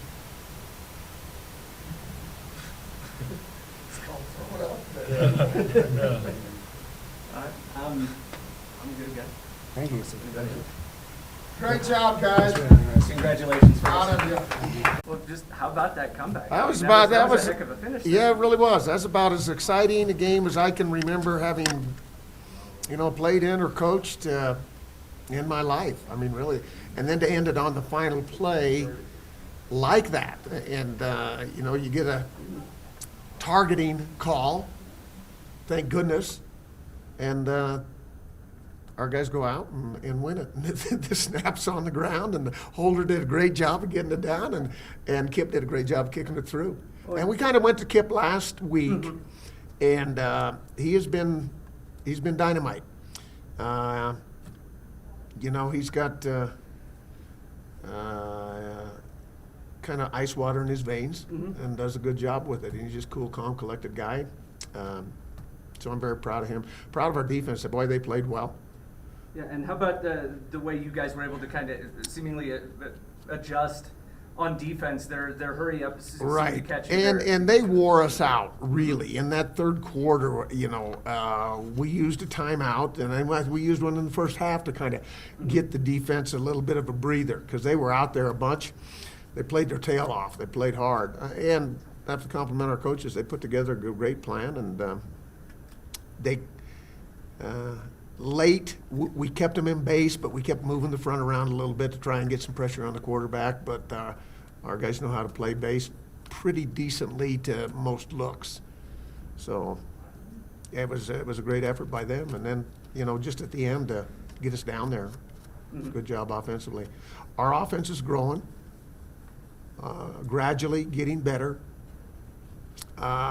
With the Arthur being out, now he'll be gone for the rest of the season. The mix and matches that we've had to put together on the O front are kind of starting to fall into place, the puzzle a little bit better. They're starting to protect a little bit better, starting to come off and block a little bit better. So they made a bunch of improvement this week, and we're going to need it for next week because we've got a tester. We have to go there and get a win. And how about the difference Max was kind of able to make in the game? It seemed like they had problems containing him and what he was exactly. able to do. Max is a little bit more shifty and a little bit more as far as the eyes, pulling down the ball and taking advantage of some things as he showed. He's not going to throw it like Doyle, but he runs it a little bit better and runs the option maybe a little bit better at times. So it was good, and he came in and gave us a boost. Doyle got knocked dingy. He didn't know where he was. So it was good. I mean, that's what those kids prepare for. And that's what I talked to them last night about, this is what you prepare for. And isn't it neat that you get to go to the field and actually execute, perform in what you've been training for? So it's good. Yeah. And how was this game as far as a kind of a program building block or something? It is. A win over a it team is. I think it's a big building block for us. And from this standpoint, we need to beat some Colorado schools to reestablish ourselves in Colorado for the recruiting that we have to do here. So I think it's huge from that standpoint. Again, you love to win, and you're playing for the musket, and it's a tradition, and it's a big game. We tried to make it as big as we can, and we're going to make it bigger because I think that's why you play college football, is for rivalries like this. That's a neat thing.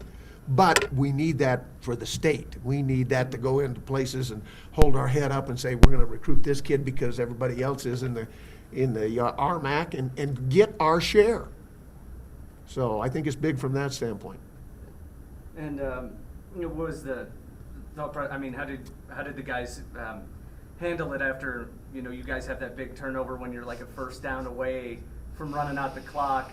They score with 38 seconds left. It seems like the offense came out with a fair amount of composure after that, but just what they did. Like on the sideline? Yeah, they did. I mean, and that's one of those that oh my goodness, how can we put the ball on the ground? Because everything that we talk about and everything that we preach and hang on to the football and whatever you do, you bring them over together and ball security. All we need is one first down, and we run the first one for 6 yards. The next one we're going to get the first, but we put it on the ground, I guess. So, they deserve a lot of credit. Those kids did a good job. And what was it about kind of their hurry up coming out? We talked early in the second half that kind of allowed them to get a jolt. Well, I think it's partly just a rhythm deal, getting the rhythm and the longer you go, and in the second half, you get the rhythm a little bit more, and then we're not changing things up probably as much the second half. So that gives you an opportunity to get in a better rhythm with it. But yeah, the third quarter, they wore us down. I mean, we were huffing and puffing. Well, and how about the special teams performances? Obviously, Kip with the 4 field goal. Kip was huge. Yeah, I thought a couple of times you guys were able to get I don't know what position in the fourth there. We did. I don't know what we punted for, but our punter kept us in the game. Up until the very end. I mean, I don't know what. Average 42.4 a punt on 8 punts. Right, and I don't know how many they returned. Maybe one ball, and you know, he gets it high enough, they're not going to be able to return it, and he did all except for one punt. We have trouble covering. Thank God he can kick it up there, and for a long time. So he did a great job. I mean, it was a team effort. Each of us needs all of us. And what was it like for you getting to fire that thing off? That was special. I mean, anything like this in college football is a special deal. And again, like I said, we tried to make it special. We tried to tell them that all week long, we broke every huddle, every meeting on musket, you know, and that was it. We wanted them thinking from, you know, day one that it's a big deal and we're going to get the gun back. Mm-hmm.